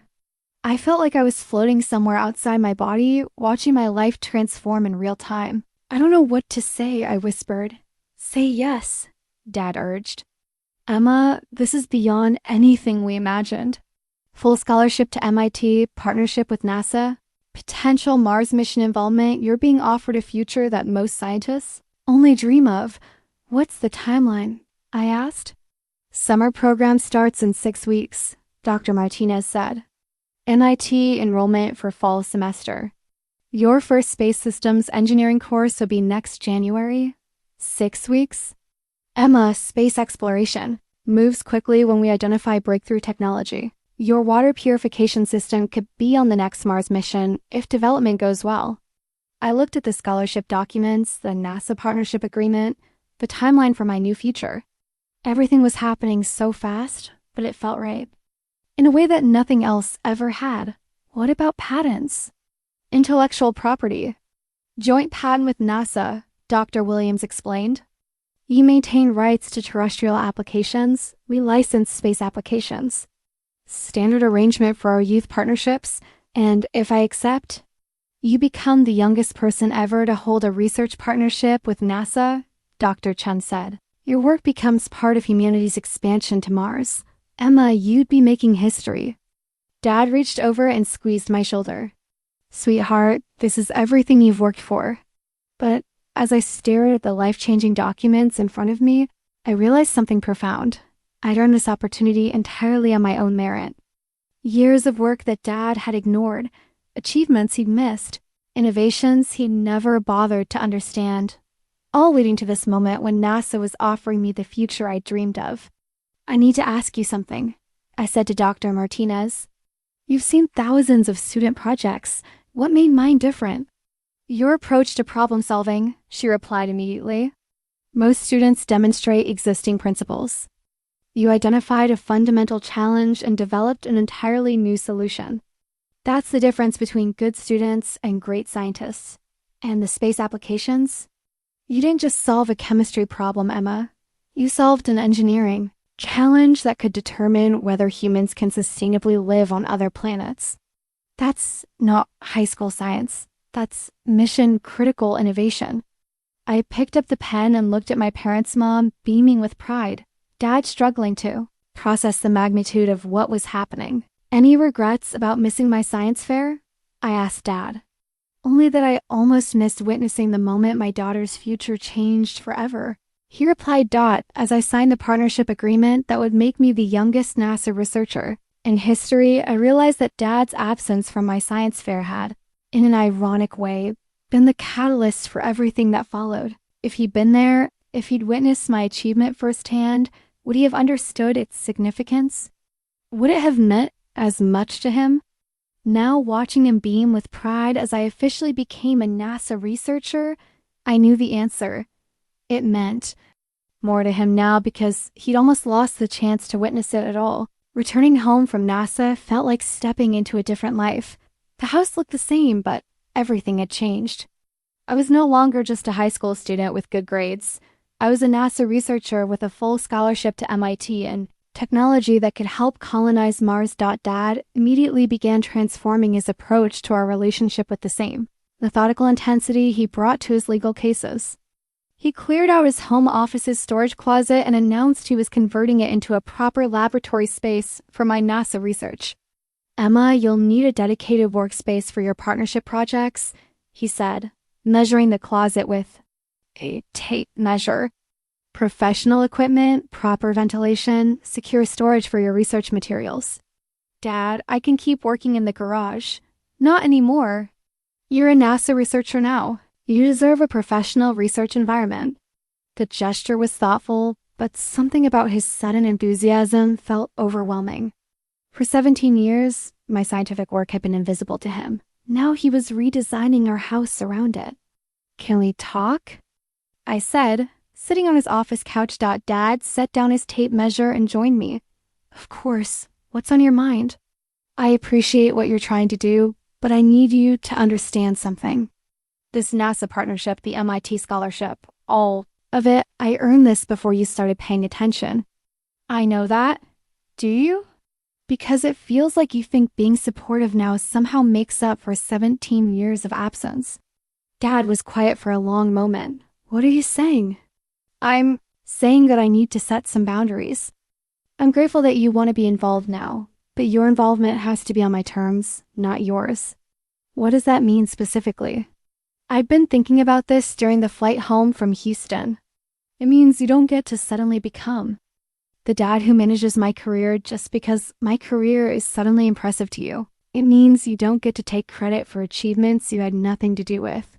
And it means you have to prove that your interest in my work is genuine, not just excitement about being associated with NASA. Dad looked stung. How do I prove that? By showing up for the small things, not just the big ones.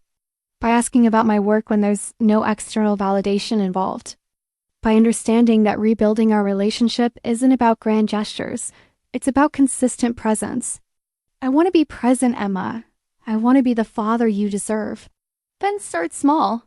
Ask me about my regular homework, not just my NASA projects. Come to my graduation, but also come to the academic awards ceremony next month that you normally skip. Show interest in me as a person, not just as an achievement. I can do that. Can you? Dad, this is hard for me. For years, I convinced myself that I didn't need your approval. I built my self-worth around independence from your opinion. Now you're suddenly interested, and I don't know how to trust that. Dad's face showed genuine pain. I understand why you don't trust it. I've broken too many promises, missed too many opportunities to show you that you matter to me. Yes, you have. What if I commit to specific changes? Concrete actions rather than vague promises? I'd been hoping he would ask that question. Okay, here's what I need. No work calls during family dinner. Not emergencies, not important clients, nothing. Dinner is family time. Done? Attend my academic awards ceremony next month. It's not NASA, it's not newsworthy, it's just a school event where they recognize students with high GPAs. But it matters to me. I'll be there. Ask me about my work regularly, not just when it makes headlines. If I'm working on something, show genuine interest in what I'm doing. What else? Stop telling people about my NASA partnership like it reflects on you. This is my achievement, not our family's achievement. When you talk about it, make it clear that I earned this despite your absence, not because of your support. Dad flinched. That's harsh. It's honest. Dad, I love you, but I won't let you rewrite history to make yourself feel better about missing most of my childhood. You're right. What else do you need? Time. I need time to adjust to you being interested in my life. Don't expect our relationship to transform overnight just because you've decided to be present. Trust is earned slowly. Dad nodded thoughtfully. Emma, can I ask you something? Sure. Do you think there's a chance we can have a real father-daughter relationship? Not just coexistence, but actual connection? I considered the question seriously. I don't know. I want to believe it's possible, but Dad, you hurt me deeply for a long time.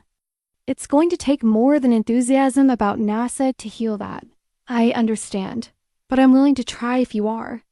Really try, not just perform the role of supportive father when it's convenient or impressive. I want to try. Emma, watching you at NASA, seeing how brilliant and confident you are, realizing how much of your life I've missed, it's made me understand what I've lost. You didn't lose it, Dad. You chose to miss it. You're right. And I chose wrong, repeatedly.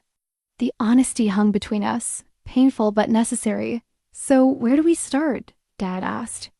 We start with tomorrow. No grand plans, no dramatic changes. Just tomorrow, you show up for a regular day in my life and prove that your interest in me extends beyond my achievements. Okay. And Dad? The laboratory conversion is sweet, but I like working in the garage. It's where I developed the water purification system that impressed NASA. Some things don't need to change. Dad smiled, the first genuine smile I'd seen from him in weeks. The garage, it is. As I headed upstairs to my room, I felt something shift between us. Not resolution, not instant healing, but possibility. For the first time in my life, my father was asking how to be present in my life rather than assuming his version of support was what I needed. It was a small beginning, but it was a beginning. 3 weeks after returning from NASA, the recognition continued to build in ways I hadn't expected. The Science Weekly magazine article had been picked up by national publications. A tech blog featured my story as Teen Genius Solves Mars Challenge. Most surprisingly, the president's office called to invite me to a youth science achievement ceremony in Washington, D.C. "The president wants to meet you," Mom said, holding the official invitation with hands that trembled slightly. "Emma, the president of the United States wants to meet you." Dad looked up from his laptop, significant change from the old days when work consumed his attention completely. "This is incredible. When is the ceremony?" 2 weeks from Friday. I read from the invitation. "Recognition for outstanding contributions to American scientific innovation. We'll need to arrange travel, appropriate attire, security clearance documentation." Dad said, his legal training kicking in, but then he caught himself. "I mean, if you want to go, this is your decision, Emma." It was a small thing, but I noticed it. The old dad would have started making arrangements without asking my opinion. This version asked what I wanted first. Of course I want to go. It's the president. The academic awards ceremony I'd asked Dad to attend was the following week, a much smaller affair, but one that would test whether his newfound interest extended beyond high-profile opportunities. "Dad," I said, "the awards ceremony is Thursday night. Will you really be there?" "Absolutely. No work calls, no emergencies, no exceptions. It's not going to be exciting. No media, no NASA representatives, just the school recognizing students with high GPAs. Emma, you're being honored for your academic excellence." "That's important to me." I studied his face, looking for signs that he was just saying what he thought I wanted to hear. But his expressions seemed genuine. "What time should I be there?" He asked. 7 p.m., cafeteria. Probably an hour long. "I'll be there at 6:45. Thursday evening arrived gray and rainy. I sat in the school cafeteria with other honor students, watching families file in for the ceremony. The setting was decidedly unglamorous fluorescent lighting, folding chairs, a banner that read Academic Excellence Recognition in blue and gold. 6:45 p.m. came and went. No Dad, 7 p.m. the ceremony began. Principal Morrison welcomed families and started reading names of students being recognized. "Still no Dad, Emma Rodriguez," Principal Morrison announced. "Graduating valedictorian with a 4.0 GPA, early admission to MIT, and recent recognition from NASA for her innovative scientific research." Scattered applause from the small audience. Mom clapped enthusiastically from the third row. The seat beside her remained empty. I walked to the front to accept my certificate, scanning the room one more time. He wasn't there. "Congratulations, Emma," Principal Morrison said, shaking my hand.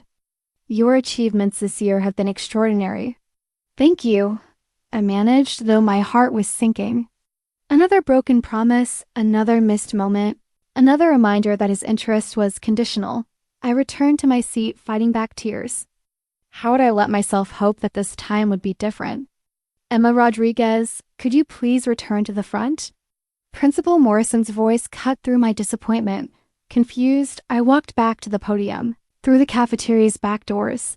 I saw a familiar figure hurrying through the rain. Dad burst through the doors at 7:23 p.m., soaking wet, still wearing his suit from work. He'd clearly run from the parking lot. "I'm sorry I'm late," he said loudly, enough for everyone to hear, then caught himself and lowered his voice. "I'm so sorry, Emma." "Mr. Rodriguez," Principal Morrison said kindly. "We were just about to present Emma with a special recognition for her NASA achievement." Dad found the empty seat next to Mom, his hair dripping, his suit jacket dark with rain. He looked miserable and embarrassed that he was there. "Better late than never," Mom whispered. But I could see the disappointment in her eyes too. After the ceremony, as we walked to the parking lot, Dad immediately began explaining. "Emma, I'm so sorry. The Henderson deposition ran long, and then there was an accident on the highway, and Dad, stop. I know you asked me to be there on time, and I failed. Again. Yes, you did. We stood in the rainy parking lot, and I realized something important. The old dad would have made excuses, justified his lateness, convinced himself that showing up at all was sufficient. This dad was taking responsibility.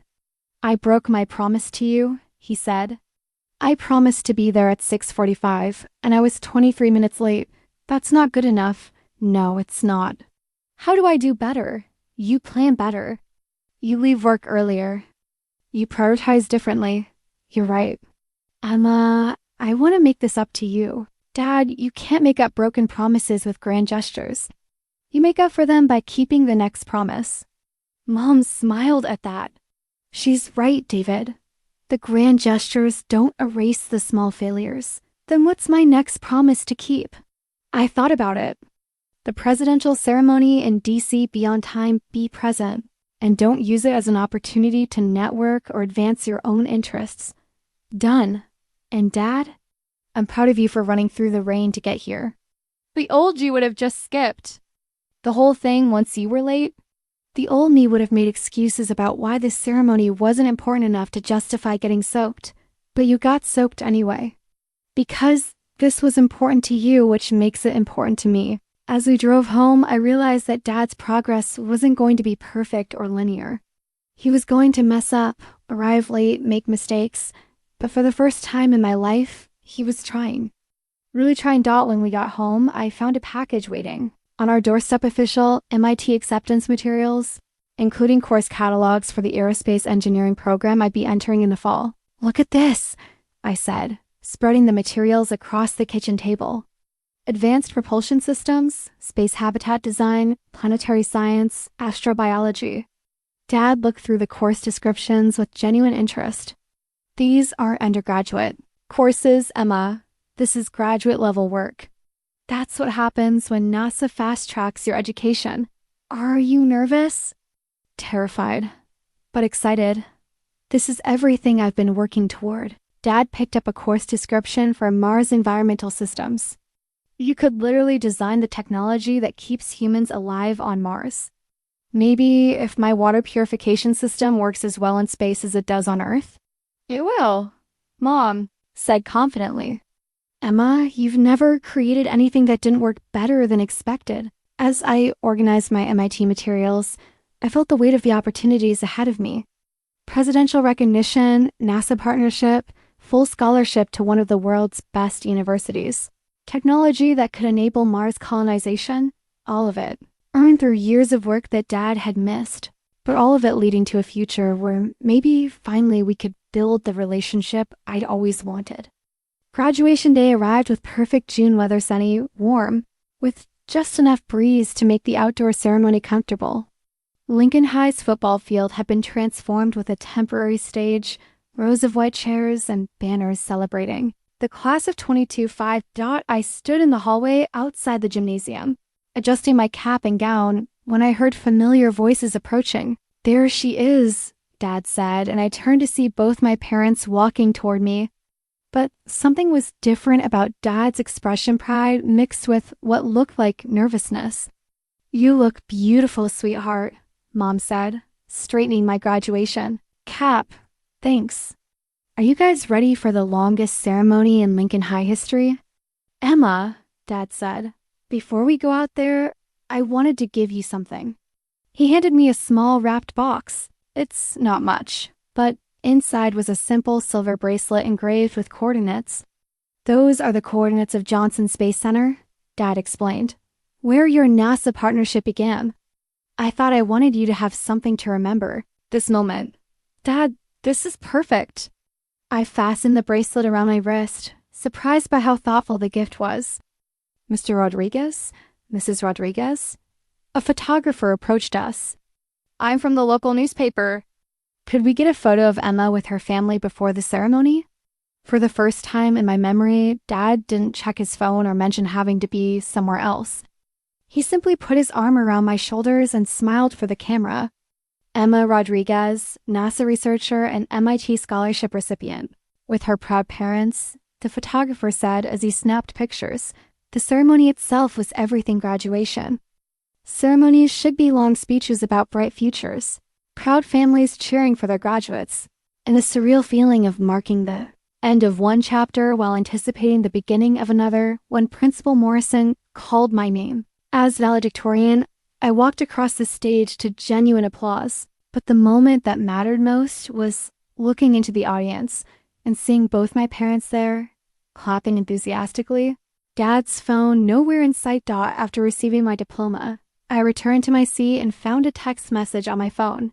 Not from a friend or classmate, but from Dr. Martinez at NASA. Congratulations on your graduation, Emma. We're excited to welcome you to our summer research program next week. The future of space exploration just got brighter. The reception after graduation was held in the school cafeteria, transformed, with balloons and refreshment tables. Family and friends mingled, taking photos and sharing congratulations.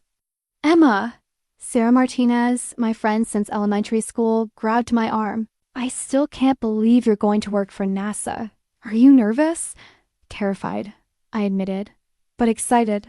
Your parents must be so proud. I looked across the room where Mom and Dad were talking to my chemistry teacher, Mr. Peterson. Dad was asking detailed questions about my research process, genuinely interested in understanding the work he'd missed. Yeah, I said. They are.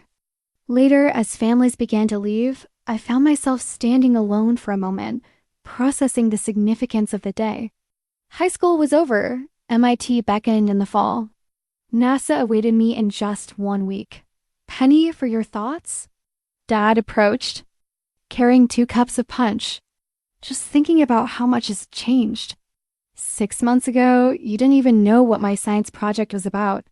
Now you're asking Mr. Peterson about molecular chemistry. I am still learning. But Emma, I want you to know something. Watching you walk across that stage today, seeing you recognized as valedictorian, knowing what you've accomplished, I've never been prouder of anyone in my life. Really, really. And I'm not proud because NASA noticed you, or because you're going to MIT, or because your work might help colonize Mars. I'm proud because you're brilliant, dedicated, and kind. You're an extraordinary person who happens to be my daughter, and I'm grateful I get to witness your future unfold. It was the most honest thing he'd ever said to me. Dad, I need you to know something too. I forgive you for missing so much of my childhood, not because you've suddenly become the perfect father, but because holding on to that anger was hurting me more than it was hurting you. I don't deserve your forgiveness. Forgiveness isn't about what you deserve. It's about what I need to move forward. We stood in comfortable silence for a moment, watching the last families filter out of the cafeteria. What happens now? Dad asked. Now I start my NASA research program. I work on developing space-ready prototypes of my water purification system. I begin classes at MIT in the fall. I take the next step toward becoming the scientist I want to be. And what about us? Our relationship? We keep working on it. One day at a time, one kept promise at a time. Dad, I don't need you to be perfect. I just need you to be present. I can do that. As we walked toward the parking lot, I noticed Dad's phone buzzing in his pocket. He glanced at it, then deliberately put it away without answering. Important call? I asked. Nothing more important than this conversation with my daughter. A month later, I was deep into my NASA summer program, working alongside PhD engineers to develop my water purification technology for actual space missions. My prototype had undergone successful zero-gravity testing and the Mars mission planning. Committee had officially approved it for inclusion in the next Mars rover mission. Dad called every evening, not to check on my progress for his own satisfaction, but to genuinely ask about my work and listen to my answers. Mom visited twice, bringing homemade cookies that I shared with my NASA colleagues.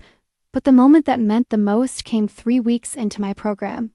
I was working late in the lab when my phone rang. Hey, sweetheart, Dad's voice came through.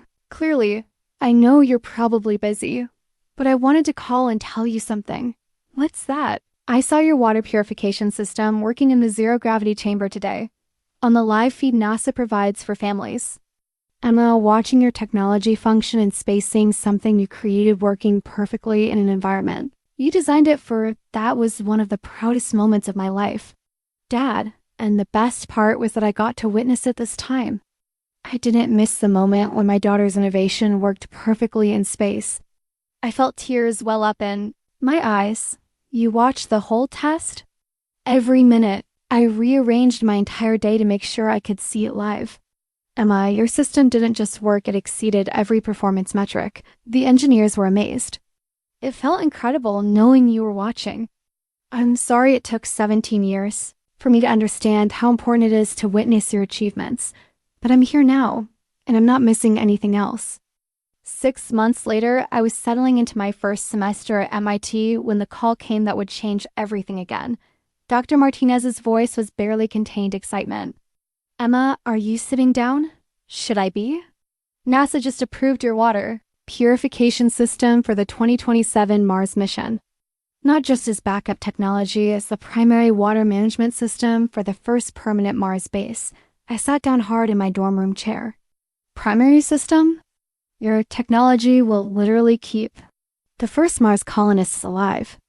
Emma, you're 8 years old, and you've just become essential to humanity's expansion to another planet.